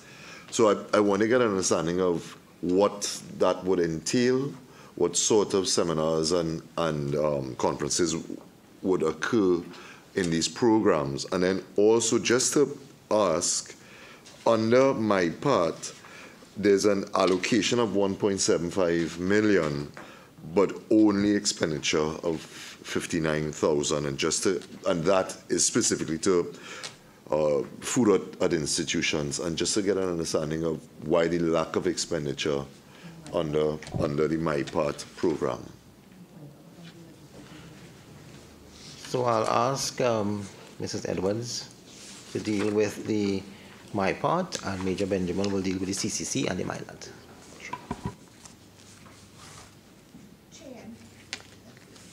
Chair, through you, the MyPart program has been going through some restructuring. We, in collaboration with the Ministry of Education, have seen that there is a need for a specific program to focus on the reorientation of young persons whom have been expelled from school. So we are in the process of submitting a note to Cabinet to have a MyPart asset, which would be the acronym ASSET, dealing with the advanced soft skills and empowerment training for young persons. So these young persons who have been expelled, we are going to focus on their soft skills advancement and then create a pathway for them to enter into CCC or MYLAT, where they can do their tech work or academic training, or any of our other MYDNS programs. So you are going to see some expenditure taking place this fiscal with this particular program. Specifically, we are going to, the facility is not ready as yet, so we are going to focus on some FF&E, which is fixtures, fittings, and equipment, to ensure that we have all of that covered, so that when we commence in September or October of 2024, the facility is well equipped for these young persons who have been expelled. And we are also going to embark on a marketing program, because I want these young persons who have been expelled or who got themselves involved in activities that afforded them probably sentencing and so forth, I want them to have a conversation with other young persons to discourage them. Many times, a lot of our programs are designed to incentivize good behavior, but I also want us at the ministry to have the conversation where we have a disincentive to persons who want to get involved in bad behavior, that they have that direct conversation. So we're also going to take some of these funds to promote that conversation with young persons who express regret, and also with their parents, because I want other parents to hear the voices of parents who have experienced the hurt of what their children are putting them through, to have a better understanding so that they can be more involved. Right, so my part is definitely under that restructuring with a focus on reorientation, and that note will be before Cabinet for approval. And do you think, before we move on, do you think that the allocation as it stands now will be enough to do everything that you're talking about there? For this fiscal, yes, but there would definitely be a need for additional funds in the next fiscal because, no doubt. Yeah. Mm-hmm. Chair, before we move on, so the collaboration with the Ministry of Education on this particular program is very close. When we collaborate, we make sure that we do it properly and we get the ideas and synergies between the ministries. So you will find that the Ministry of Youth Development and National Service, MYDNS, uses the whole of government approach in that we collaborate as required, when required, and with who. It doesn't matter who it is, but we do it to our best ability. And the asset program, as I pointed out earlier, it is going to be under my part. It's a military-supported program, but it's not a military program. I need to point that out because some individuals are under the impression that we are going to create a boot camp and throw these students into it. They already have issues with authority. I cannot force the authority onto you. What we are going to do in that program is we do the psychosocial assessments and we target the program that you as the individual will be getting. And we're working closely with the Ministry of Education with this so that even though you were expelled from school for some deviant behavior, you will come to us. We at the MYDNS, together with the Ministry of Education, will help you, and you will become a productive citizen at the end of the day. I now pass you on to Major Benjamin. Sorry, Chair, through you. The approach that's used in the Specialized Youth Service programs, specifically Civilian Conservation Corps and MYLAT, is a holistic one that involves culture, recognition of culture, the celebration of culture, and training along those lines. Also civic-mindedness training. So we celebrate all of our national holidays, all of our national events. And in that realm, we use those as training opportunities for our trainees to expose them to the culture, allow them to appreciate and understand what it is to be Trinidadian and Tobagonian. And through those areas, we devise a number of competitions, celebrations, as well as participation in national events. So you will see the Civilian Conservation Corps over the past 2 years being part of the Independence Day Parade, part of Borough Day celebrations, part of the Republic Day Parade in Tobago. That's a new twist and has come to the fore in part of the recognition of what it is to be part of those national celebrations and to become more aware of our nationalism. Similarly, the MYLAT program has, of course, been involved in those celebrations and those parades over the years. We have a Calypso competition. We do celebrate Eid. We celebrate Diwali, all of the holidays, and those are learning opportunities for our trainees to participate and to become involved. Under that head, those costs are borne, so that's part of our civic-mindedness and nationalism curricula. So I just wanted to ask, yes, two questions. I'm looking at the RAP program. Where do you have 5 centers now or 10? Because from the submission, I got the impression you have 5, you're going to 10, but I don't know exactly where you've reached in that sort of transition.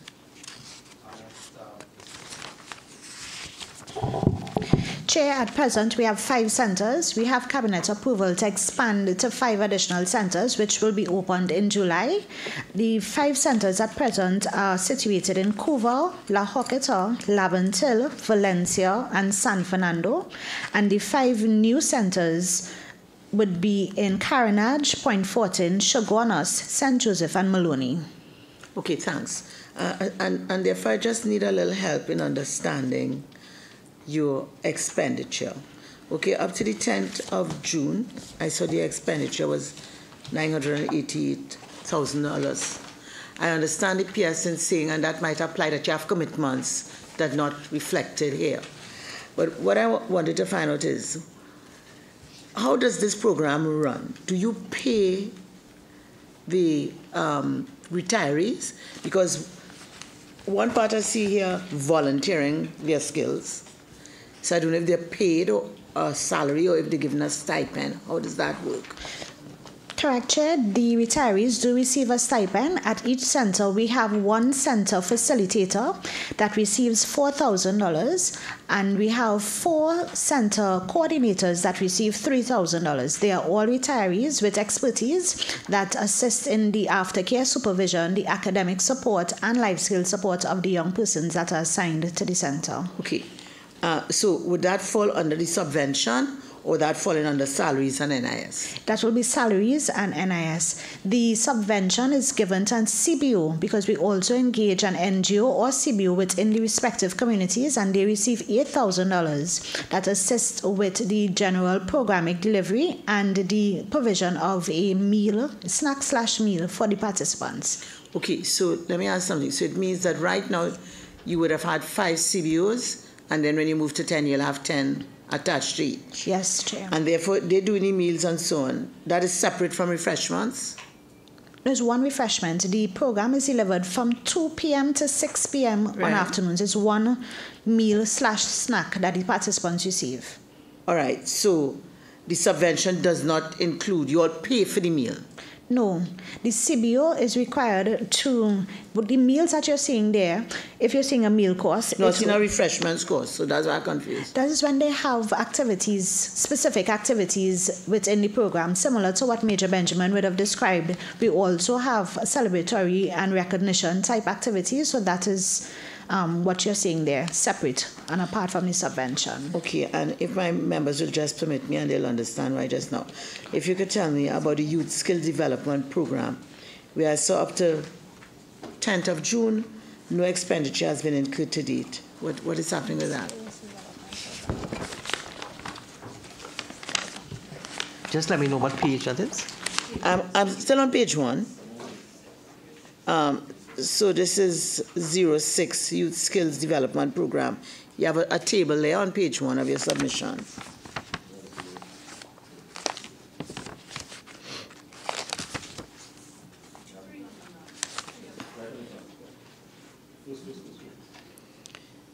So you have retirees, then you have transition homes, you have national mentorship, and then you have Youth Skills Development Program. I'll ask the Director of Youth Affairs to answer that. Thank you. Okay, with respect to the spending under that allocation, it is actually for one project. It's called Bridging Success. This project is a project that affords students who have gone through the education system, secondary school, and who may not have a full 5 certificates to be able to do the necessary courses to matriculate to tertiary level via UTT in terms of diploma programs that they offer there. So we provide the opportunity for students to benefit from at least 3 courses, which is the requirement to get into either the engineering diploma program, criminology program, maritime operation program, food service and technology program, as well as agriculture and entrepreneurship program. Now, we would have gotten this project approved, and right now the project is awaiting releases in terms, we are currently finalizing the service level agreement, and then the releases will be utilized to deliver the program. Now, this program is going to start in August, and it will go over is actually 2 semesters. So it works with UE's operations in terms of their academic periods. All right, thanks, Mr. Ramratan, because I was just going to ask you if you're going to lose this money in this fiscal. Okay, and the last thing, PS, that I needed to get a little clarification on, and I hope this comes out correctly. I fully endorse the need for recognizing assistance to the disabled population. My concern is fusing what was originally Geriatric Adolescents Partnership Program into this wider program, because to me the needs of the 2 groups are quite distinct and apart. And secondly, I adopt what you keep saying when you look at, you reflect on your stage in life with other stages. We know we have an aging population, so that the demand for this GAP program, to me, could only increase. How then do you plan to balance the spend and the focus between geriatric and people with disabilities under this Giving Assistance Partnership Program? I'll ask Mrs. Edwards to answer that one, but to say that in the development of the proposal, we are going to have, it'll be 2 components. Your disabled component as well as what is happening now, and they will be expanded, but the proposal is going to deal specifically with that. Mrs. Edwards. The people who will qualify as geriatric could take up the whole 800.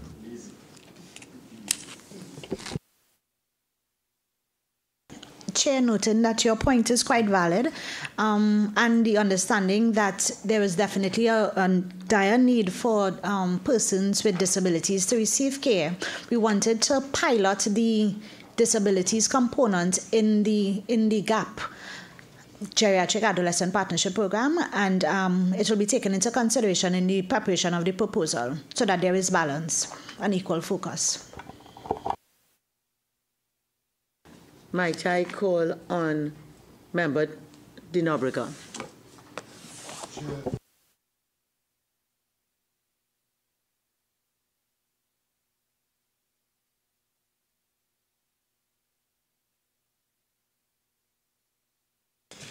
Thank you, Chair. There's just, well, I suppose I'll treat with this now. So we've talked about a lot of these programs that you all have, and at some point I'm hoping we can also move on to the development program itself. But I wanted to just ask, when we look at the 2021 offerings from the ministry, you talked about 7 programs, and that has been expanded to 26. I had asked about qualitative assessments, obviously quantitative assessments, and I see that you also have, and Major Benjamin touched on it, your monitoring and evaluation unit. So I suppose the question I want to ask is, of course, you could have taken a position of instead of expanding the number of programs offered, you could have taken a position of expanding the numbers in the existing programs.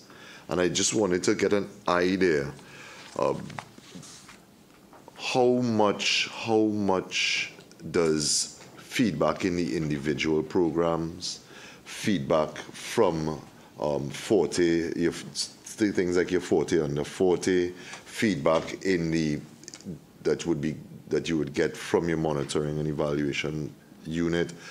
How much does that influence, and maybe how does that influence the number of programs that you all have and the types of programs that you all have across the ministry? So we expanded. Or changes to those programs as well. So we've expanded the programs because what we have realized is that the 7 programs that we had was targeting 7 opportunities. But not everybody is interested in those 7. And when we had discussions with young people and we looked at what was happening in the economy, we realized that we needed to expand what we were offering. Of course, we could have just increased the numbers, but then you will be creating a glut in that you will have a large amount of people in a small group.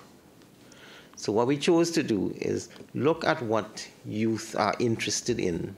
Hence the Project Trending, hoist, the air conditioning. We saw what they were interested in and what they were gravitating towards and what the economy needed. Because one of the things that we saw is that we have a large number of cars, and cars need people to fix them. They also need, and they have several hundreds of systems within an automobile. So hence we chose the air conditioning and we chose the diagnostic and mechanical. That's just an example. Project Trending, we looked at what was happening in social media. What was trending was not nice. So we decided, let's leverage the fact that youth like social media and channel them in how to use it properly in a positive manner. So that is how we went about it. Plus there was a particular report, Mr. Ramratan will expand on it, where it spoke about the need, as the recovery report that we had, the community recovery report, which pointed us in a particular direction. And we have been utilizing that report together with the National Service, the Youth Policy and Vision 2030 in determining what do we offer, in addition to getting the feedback from the individuals who are in the program. Because sometimes an individual would have gotten through to a particular program, but he didn't want that program. He's just there. And then he would voice it, well, maybe you should have this. I was really interested in, arbitrary example, air conditioning. And hence, we created a program once we saw enough individuals were interested in it. So, Mr. Ramratan, just give us an idea, give the committee an idea of how we utilize the report to develop some of our programs. Okay, through the chair, the Community Recovery Committee in its final report stated that the way forward depends to a large extent on the many recommendations and initiatives identified being executed by already established ministries and agencies. These recommendations included the following: focus targeting of youth cohorts such as school dropouts, promoting community pride and ownership, attitudinal and behavioral change, and business growth and development. The MYDNS, in pursuant of such intervention, has embarked on a comprehensive suite of certified academic and technical vocational programs at the community level throughout the country, targeting the NEET population, not in education, employment, or training, via accredited and recognized training institutions such as MIC, NESC, TI, and YTEP Limited. These training programs span both traditional and non-traditional occupational areas, such as ICT training in areas such as coding, app development, social media marketing and management, which you have heard about, heavy equipment training, crane operation, drilling operation, and PLIR, to mention a few. The National Service Program of the MYDNS, which is to be launched soon, will reveal a curriculum to be delivered in schools throughout Trinidad and Tobago in MYDNS programs and to the public in general to promote attitudinal changes related to civic mindedness and sense of community pride and ownership. Additionally, NEDCO and the cooperative division under the MYDNS provides entrepreneurial and cooperative training, mentorship, as well as grant and incubator facilities towards supporting enterprise development, all of which are geared towards building and enhancing youth skills, capacities, attitude, knowledge, resilience, and agency to adapt to the fourth industrial revolution and the work in the 21st century towards the creation of a citizenry that is productive and constructive and capable of contributing meaningfully to the socio-economic development of our country. Thank you, Chair. Chair, thank you. If not just to probably involve Mr. Agard, but let's switch gears a bit to an interesting notation I've seen here in your submission.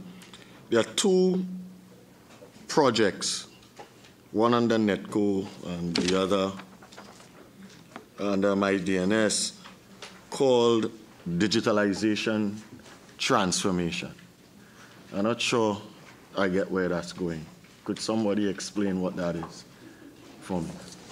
So I'll ask NEDCO to speak about their digital program, and I'll ask Mr. Agard to speak about the MYDNS program. Well, specifically first on what is digitalization transformation, because it's a term I have not heard. Anyway, and that worries me. Chairman,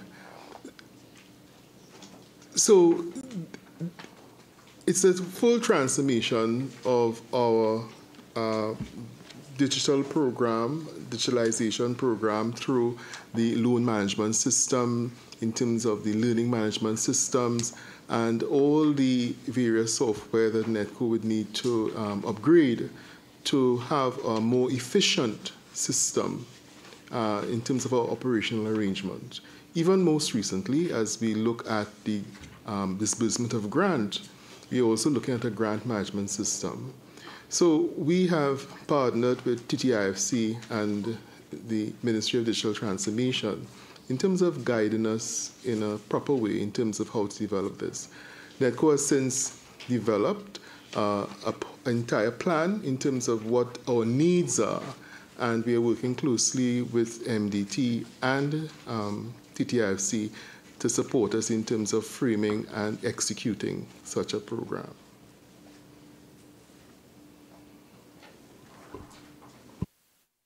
I'll wait, Mr. Agard, and then I'll comment on it. Through you, Chair. Good day. Through the Chair. The digitization transformation, as you know, digitization has to deal with taking your manual processes and utilizing technologies to automate, streamline, improve, and enhance so that your delivery of services can be significantly improved. What we found in going to try to transform this ministry along those lines was that there was a lot of aged infrastructure. And so we have to start literally from the ground up building. In addition, at the same time, we also have to continue to provide the daily services, basic things such as printing, access to end devices such as laptops, desktops, etc. And so where we are, as you have asked, is that we're still in the stage of where we're building out that infrastructure.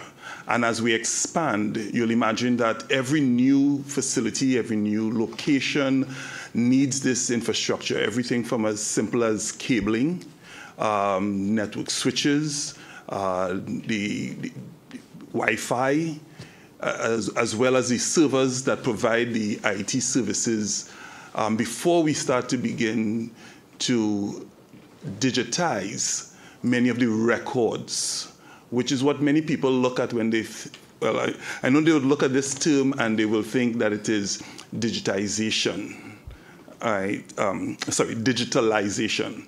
And it is not. Digitalization is literally taking your physical records and converting it to ones and zeros so that you can now access essentially wherever you are and therefore make data-driven decisions as we go along. Thank you, Chair, through you. So that is why the term was a bit strange to me. I am familiar with three terms: digitization, digitalization, and digital transformation. This was a blend of two. That's why I say I hadn't heard it before. In looking at the expenditures and where it's going, I can understand, particularly in this case, where your focus has been on updating your infrastructure. And you've partnered with good people. The IFC is there, the Ministry of Digital Transformation. I probably could put a plug for that team there as well. But when I look at how it's being spent, the transformational aspect of it hasn't kicked in yet. You're still in the stage of getting your infrastructure to a point where you need to be, and working on that. There are two other digital projects here, a WAN project, which someone touched on, and the ICT for Junior Corporations project. Can give me an idea where those are relative to the expenditures that I've seen. In one case, in the NETCO project, the allocation is almost but gone on the infrastructure. In the other case, where we have $3 million assigned, just about less than $1 million has been spent. And then there are the other two projects. Could you just give me an idea as to where those are and how that plans to pan out into the plans that you have going forward? Okay. Again, through the chair, and I would allow the CEO of NETCO to speak on the NETCO part of it.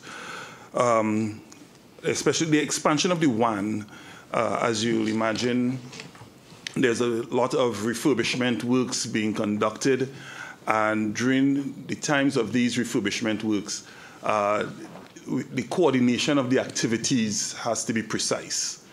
As a result, the timing hasn't, as of right now, the timing is not there to execute the spend, but it is in the pipeline to be spent. In terms of the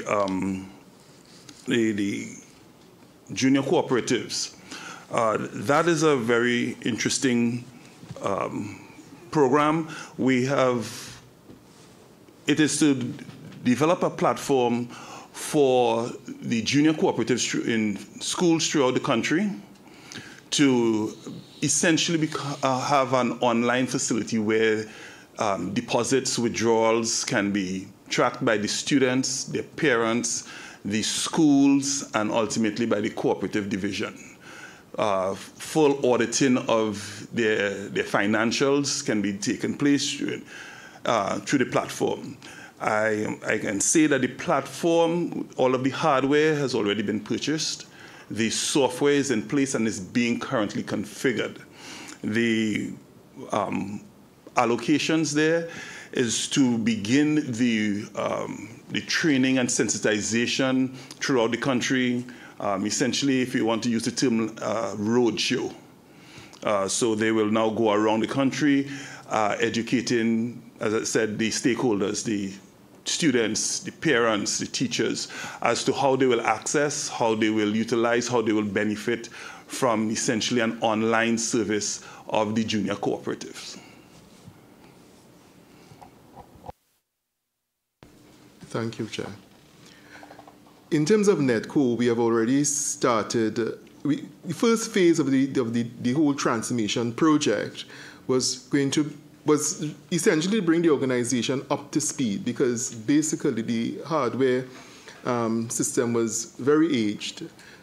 So in this fiscal, what we did, we purchased over 72 laptops and change out laptops, servers, server racks, and so the major part of the funding on the PSIP went there. So we have different phases. Also, we are looking at doing a whole system audit. Again, as I say, MDT and TTIFC is going to support us with that to really direct us where we move forward. But point to make is our prioritized project is the loans management system, because it impacts our core operation. So therefore, we would want to move into that as a second phase in terms of taking corrective action. Lastly, Chair. So I get it. So you're phasing it, you're doing the infrastructure, you're getting it up to speed, you have some core things that you're running. I did notice in the submission the mention of hyper-converged infrastructure going in somewhere, which means that you're moving your stuff into cloud environments, which would solve a lot of your hardware problems. I think that is a very progressive move and a good thing to do. The last thing I want to touch on, which whenever we speak about ICT or anything in that nature, speaks to security and your ability not just to secure the new infrastructure that you're putting in, but to secure the information that you have now and what you're going to do as you digitize your records in terms of securing them and having the traceability and so on that you need. What is the posture that you've taken across these things to deal with that, and how are you going to deal with it going forward? I think that is something that is absolutely critical. Okay. Again, through the chair. We've been working closely, again, with Ministry of Digital Transformation, along with iGov, to develop a posture, as you said, of security. We do not want to fall into the similar situation of some of our other ministries. Okay, so firstly, you had highlighted the hyper-converged infrastructure. That is going to be critical and core to how we provide services and secure the infrastructure and the services to which the ministry utilizes and provides. Additionally, we have already, as I said, into deep conversations with iGov for when the government cloud comes on stream, that we would be one of the first adopters into the government cloud. Right now, we are setting up a number of standards utilizing primarily open source solutions, so that we have a different posture, as you said, compared to others. All of our records right now sit not only behind a number of firewalls, and that is provided by iGov, because I took the position that we do not have all of the necessary expertise to monitor and manage all of the necessary firewalls that would be needed to protect our data.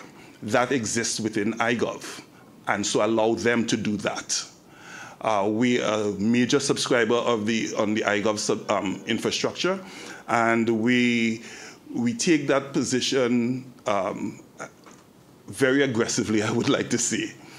All right. So all of our networking that leaves the buildings within the MYDNS throughout the country passes across the government WAN.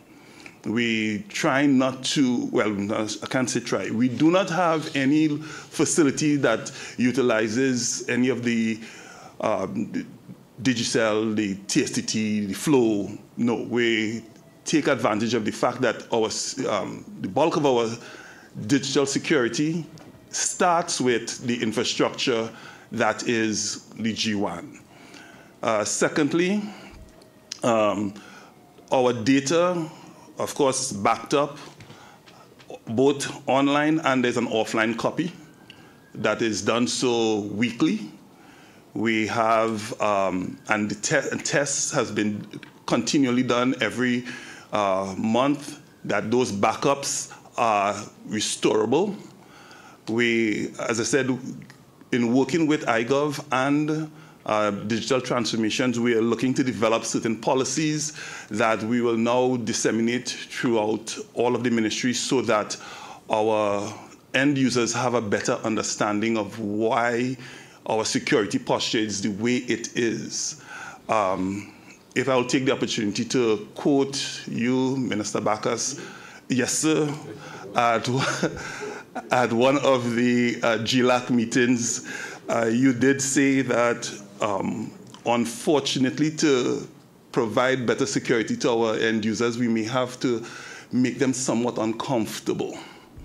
And unfortunately, at the time you said it, I did not quite understand it, but it has come crystal clear that, yes, things such as a 14-character password, a two-factor authentication to access your cloud services. As much as the users do not like it, it is necessary if we are to avoid becoming another victim such as other ministries. And so all of these things have been put in place. Our certificates that all of our services that we provide for even applying for any of the programs, they, of course, is encrypted, end to end. And so I want to say additionally, and this is actually, this flies under the radar. We are one of the, I'm beginning to realize that we are one of the few ministries whose entire application and selection, evaluation, adjudication process for all of our programs is done completely online, and the final report is what is printed. So and everything is secured. What we do not have, and thusly the use of the iGov cloud in time to come, is that secondary site. Should there be, equipment fails. Infrastructure redundancy. Correct. And so what we have done recently, we have actually, as the PS had pointed out, we take an all-of-government approach, and so we partnered with another ministry to utilize some of their infrastructure as our secondary site for the time being until the iGov government cloud comes into being. And so the strategy is that the government cloud will be our primary site, and what will be at our head office would essentially be our secondary site and our testing environment, so that we will be able to produce more robust application processes and everything, and handle the digitalization that is to come. Well, in continuing in terms of our ICNT manager at MYDNS, NEDCO has taken most of those steps.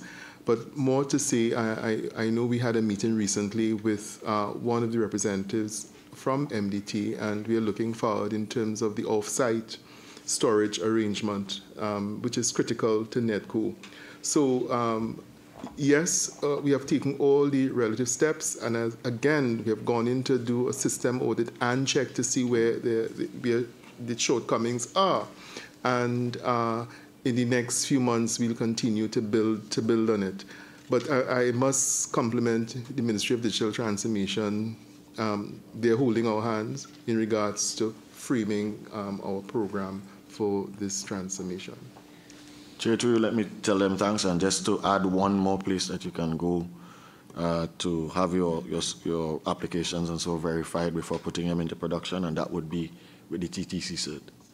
That's a good place also. They do provide validation and certification certificates. It's a good place to continue to have your stuff evaluated and done. Chair, thank you very much. Thank you very much. Chair, before we move on, let me just say that having had some IT experience myself, I keep my IT manager on his toes because I know the right answers to the right questions. And although we had some pushback to the 14-character password, I told the staff if the PS could do it, you could do it. Because I depend on that IT backbone to get the data. So the MYDNS from the head come down, we are in full support of ensuring that our data is secure and we will do what it takes to get it done. And we are quite happy and confident with what we have seen on the iGov platform, which is why we are sticking with the platform. Thank you. PS, I just wanted to take the discussion to page 11 of the submission on the Appendix 1. Appendix 1, yeah.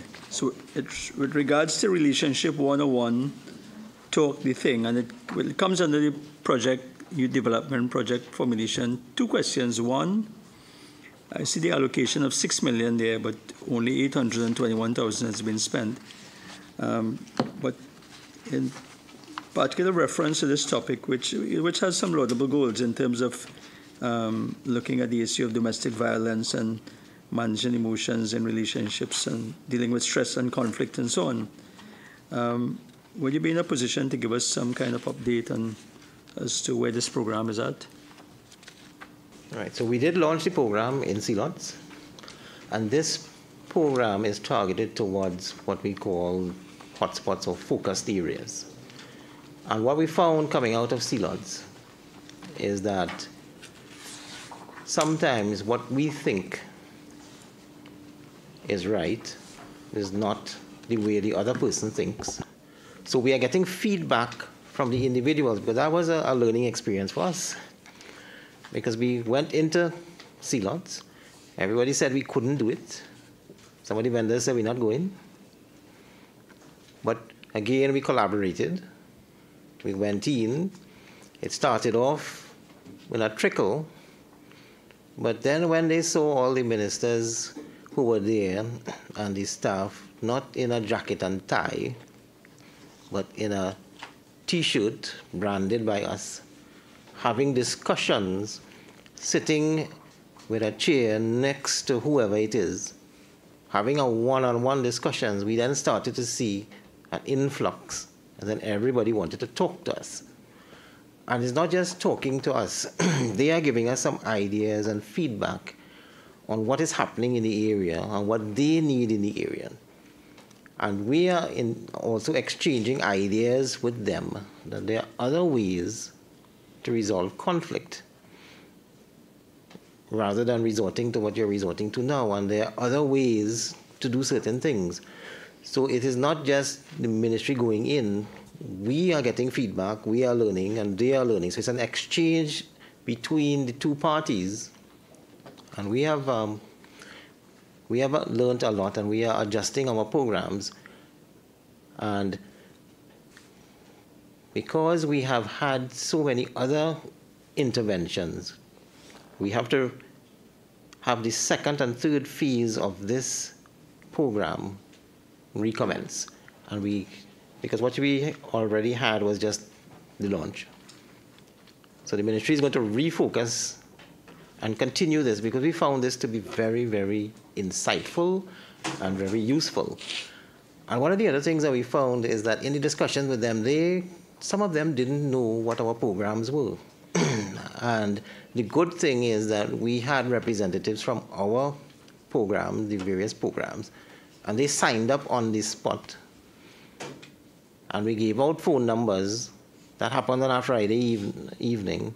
And Monday morning, they called in to find out where the application reached. So they are holding us accountable while we are exchanging ideas with them. So it is not only the domestic violence spectrum. That is just one aspect. There are all different types of attitudes we're trying to change by an exchange of information And the fact that we actually went to them and sat with them was very important, because what we found, sometimes you find with some of the government programs, we reach out, but we reach out to you on the promenade. You're not coming on the promenade. If we go to you, we get a larger uptake, and it is more successful for us. Yes. Any idea where you might be going again in terms of the rest of the financial year? Well, we still, these items listed here, they are still, these are to be done. So, as you can see, we have Windy Hill Enterprise, Marabella, Beetham, La Joqueta, Cedras, and St. Paul's. So those, yeah. So those are still to be done. Yeah. Two follow-up questions. One is there any thought of linking or involving the Ministry of Education with regards to schools in this particular venture? And second, have you looked at engaging other organizations that are involved, particularly with domestic violence, the Coalition Against Domestic Violence, etc.? Yeah, so we are open to collaboration with all the parties that are involved. I suspect they don't as yet know that we are involved, so we will reach out to them. We are, in doing this particular program and all our programs, we are trying to utilize individuals from each of our programs to cross-fertilize the programs. So that talk the thing, we may use the 40 under 40 to advise the individuals, this is what's available, you can succeed.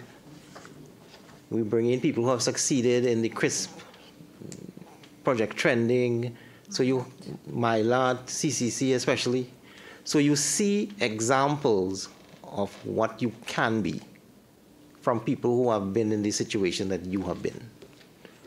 So we are utilizing everything that the ministry has, everything that the government has, everything that the private sector has to try to influence individuals who think that this is the only way, to give them an opportunity to see that there is another way and you can succeed, and we are here to help. Thank you. Member Morris Julian. Thank you very much. Through you, Chairman, we notice NEDCO's participation in trade missions. So this is directed to NEDCO. All right. A sum of over $248,000 was spent on overseas travel. How was this spending on overseas travel related to trade missions? And if not, what did it exactly entail?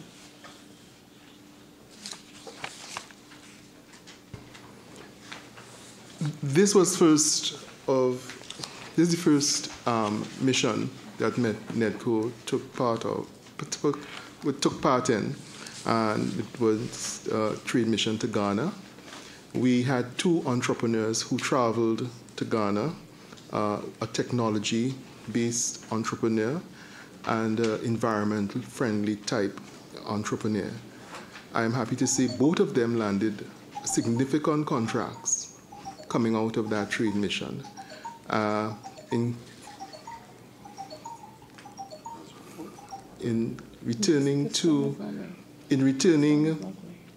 to Trinidad and Tobago, we were able, based on the support staff, two members, other support staff members that went, we were given, and they came back with significant data to support a significant arrangement in terms of other entrepreneurs, how we could enter the market. So I would say it was a successful trade mission, because the two entrepreneurs, two of them actually were NEDCO awardees from our 2023 awards program. Okay.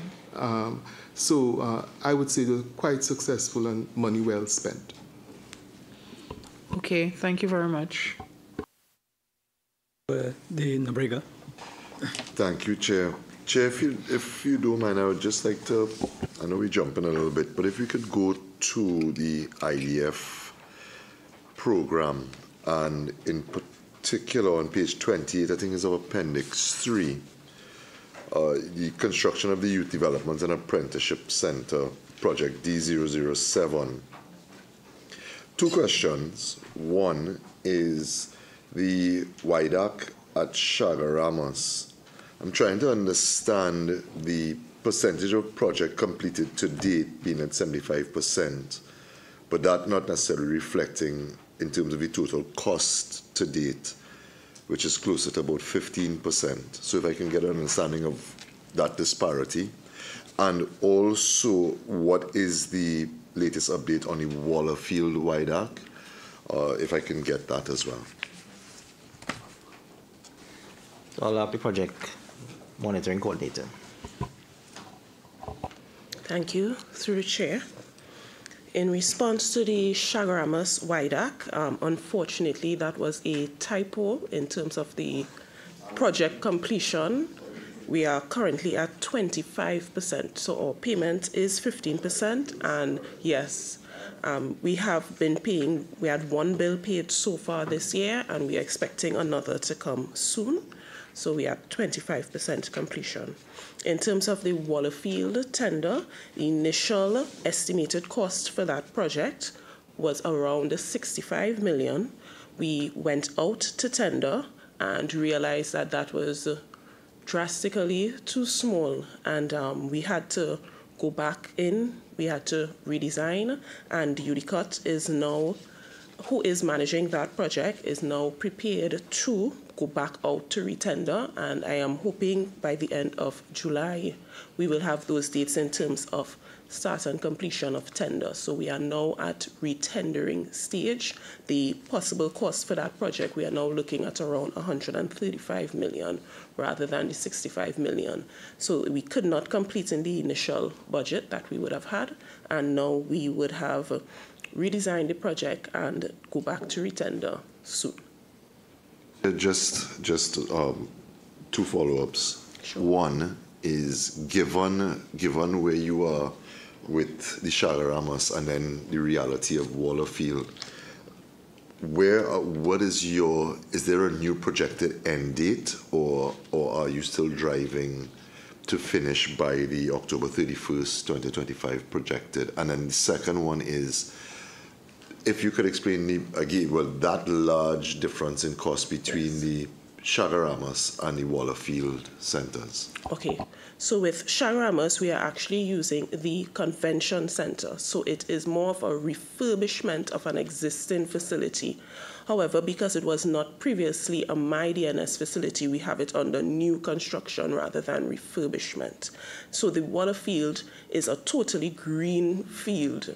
We have lands allocated under the Intech Park in Tamina, and there we have to start from scratch. So what we have noticed is that a lot of the infrastructure requirements, so we will have to build roads and get many things in place to get that land ready for that project, which is supposed to be our flagship campus. So we want it to be all-encompassing, and the things that we need to put in place there to have it at that level, we need to put in a lot of infrastructure into that site.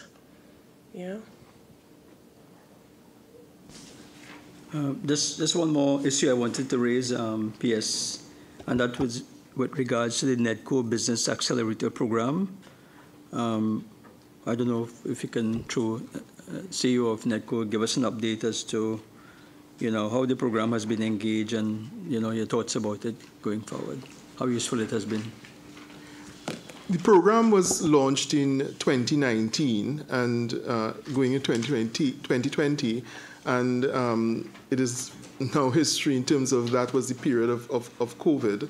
Notwithstanding, we were able to train at least 15 entrepreneurs online, and through, I would say, a very innovative process to ensure that they came through. We have since onboarded cohort 2 and cohort 3, and the program annually, in terms of each cohort, is expanding significantly. In terms of the last engagement, the last cohort, we had just about we had the first cohort would have been about 15, the second cohort about 20, the third cohort, notwithstanding being boarded just about 40 individuals. We ended, in terms of the graduation, only 30 persons graduated. To date, I would say just about 60 persons would have engaged the Business Accelerator program. But it's a very intense program because in starting the program, the projects are identified by these entrepreneurs. Its training is personalized based on their needs, and the goals are set based on their trajectory. And it has been a very successful program, and we have been promoting, advertising the successes of these entrepreneurs. And we hope that there will be a cohort 4, given the extension of the Business Accelerator program. Thank you. CEO. Members, the... Chair. Sorry, PS. One of the things I want to point out about the Business Accelerator program is although some people leave the program, NETCO is so good that people leave the program with advanced training and then go out on their own and get loans for themselves. So while you see some attrition in the program, it is still beneficial to the economy because they take the NETCO training and they go and they do it themselves. Thank you. But Dina Chair, thank you, and I thank you for bringing us to the Business Accelerator program because I did have a question about that. I've seen over the last 2 years in particular where MYDNS, through your various programs, you all have it's almost like a tiered approach to engaging young people in training and all of these things. And CEO, I just wanted to know if, or PS, whichever one, if there is any path that you all have put into your programs to move your young people through, let's say, whether it is CRISP or trending or coming out of CCC or MILAT, through the sort of entrepreneurial pathway, ending at some point with NEDCO giving it that level of training in order to well, I suppose for them to be the most successful version of this young entrepreneur. So I don't know if it is I don't know if the question is a fair one to you all, if this exists or not. But it just seems to me from the outside that it almost looks that way. So I just wanted to find out if that is in place now. You're very correct, through Chairman. NEDCO has a very close relationship with all the training programs through the MYDNS, CCC, YAP program, all the programs. So we provide the entrepreneurial training to most of the projects that come out of the ministry. So yes, there's a tiered approach. I would also like to add, even the entrepreneurial grant attracts that group in terms of the youth coming out from MYDNS. Yeah, so it's an amazing integration of what's happening at the ministry and what's happening at NEDCO. And the point to make is that our target is 1,000 young persons each year between 2024 financial and 2025 financial. That's 2,000 young persons getting into business, whether through ideation, through the programs coming out of MYDNS. And when we talk about economic impact, the impact this particular project, the micro and small grant program, will have at a national, in terms of macroeconomic state, it's amazing. I just want to add here that we are not only doing it with NEDCO, we are utilizing the services of the Commissioner for Cooperative Development for the training of staff within our programs, especially our agricultural programs, for them to form cooperatives. That is actively being done with our Shade House program as well as our aquaculture program. And we have found that individuals, the youth especially, are quite interested in forming the cooperative because then they don't just, they are not alone in doing it. They have their friends with them, and there's a pooling of capital. Of course, once they get the training from the commissioner's office, they then go to NETCO. And business proposal, loans, grants. And one of the other things, too, is with the whole of government approach with our agricultural program, once we get the 1,500 youth in agriculture in place, they can then move to the traditional Ministry of Agriculture and then have access to the entire suite of grants and tax incentives at the Ministry of Agriculture. So it's a whole of government approach. Ministry of Agriculture had some issues with aging farmers. We are looking to create new young farmers who will do the high-tech farming as well as traditional farming, and that way their children will stay within the farming community because it is not just traditional farming. If you just one thing, with regards to the Business Accelerator program, obviously you have an 2024 estimate of 10 million and releases as of the 10th of June at 888,000. Is that because you have to wait for? I'm trying to understand if this is done by cohorts, or what is the reason for the low number of the low value of releases versus your allocation?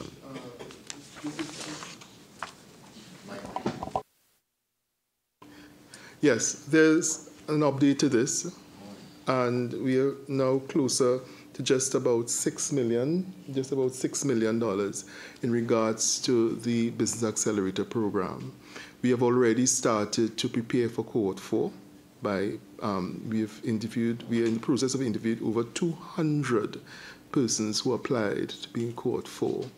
Based on the target group for cohort 4, that really we are now looking at communities. The other cohorts dealt with persons recommended through institutions. We have addressed this partnership now with the regional corporations, asking them, you send persons to us, and they have done so. So you find you have more, yes, right. So therefore there is a whole outreach now to a new group of entrepreneurs in terms of our Business Accelerator program. Point to make, however, is that because of this new group, we now have to develop a particular type of program, enhance our program with life skills training, which is going to be very critical to bring persons up to speed. We talk about introducing persons. I know MDT has a program in terms of utilizing training program that deals with ICT training. Realize that some of these persons cannot, because if you have to do learning management type of training, they need to use their computers. So therefore, we see that type of development of our program in the Business Accelerator to reach the group that we are now targeting.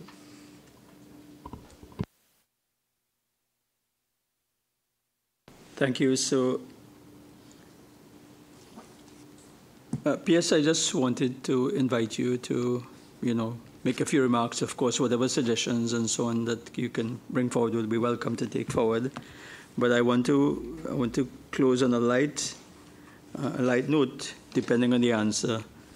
And this is something sent to me here from one of my constituents. MYDNS Avenue Lime takeover Friday, 21st June. Speaks to a pub crawl on Aripita Avenue. I'm only quoting this to say that the public obviously keeps a very close eye on the activities of the ministry youth development is very important. And of course, the question has been asked is whether any public funds would have been spent on this. And I'm going to leave it there for you to answer. And of course, whatever suggestions that you may have for this committee to take forward in terms of continuing with the work that is so important with regards to engaging our youth. Yes? So to answer your first question, no public funds were spent on that. And I will be writing the entity who we collaborated with, because that is not what the MYDNS is about, and that is not what we discussed. Yes, I saw it. But that is not what the MYDNS is about. As a good MP, I had to ask. On behalf of my constituents. We will be writing about that.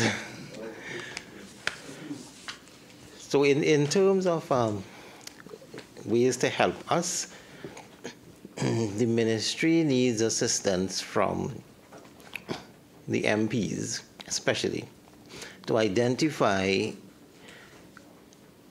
individuals who need assistance, but more importantly, to reach out to these individuals and let them know that we have programs and they can access these programs. And these programs are free. And in most instances, you get a stipend to encourage you to come to the programs as well. And that we are willing to invest in the future of the country, which is our youth, to bring about improvement in the societal norms and habits of the country. So we need assistance in getting the youths to advertise on our behalf that these things are happening.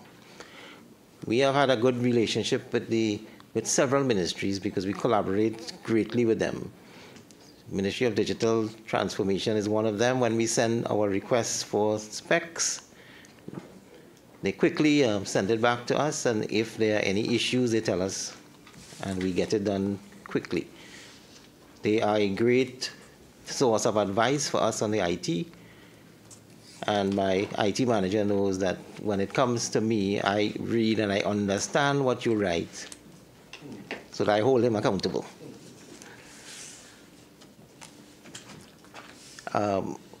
One of the things that we need to do is to understand that it's a whole of government approach, and that at least in our ministry, when another ministry writes to me, I try to get back to them as quickly as possible, because I know from my programs that my response is keeping back your program. So I try as humanly possible to get the right answer in a timely manner. So we would like reciprocation as well, so that the government programs, both on my side and the government as a whole, can move a lot faster. That is it for me. The Ministry of Finance has been very helpful for us because I worked at the Ministry of Finance. So we speak their language and we write their language, and when they have queries, I make sure that when it goes to them, it's written in a way that they will understand, so I can get my releases a lot faster. Thank you very much. PS, I and the members of this committee would like to thank you and all the representatives of the MYDNS for taking the time to share with us your thoughts this afternoon. And of course, the other agencies that you would wrote with you, NEDCO. And also to thank the media who would have attended, and to the viewing and listening audience for tuning in. So I just want to say now the officials are excused. 5:13, there's still enough time to get down to the Brian Lara Stadium for that semi-final. So travel safely. Thank you.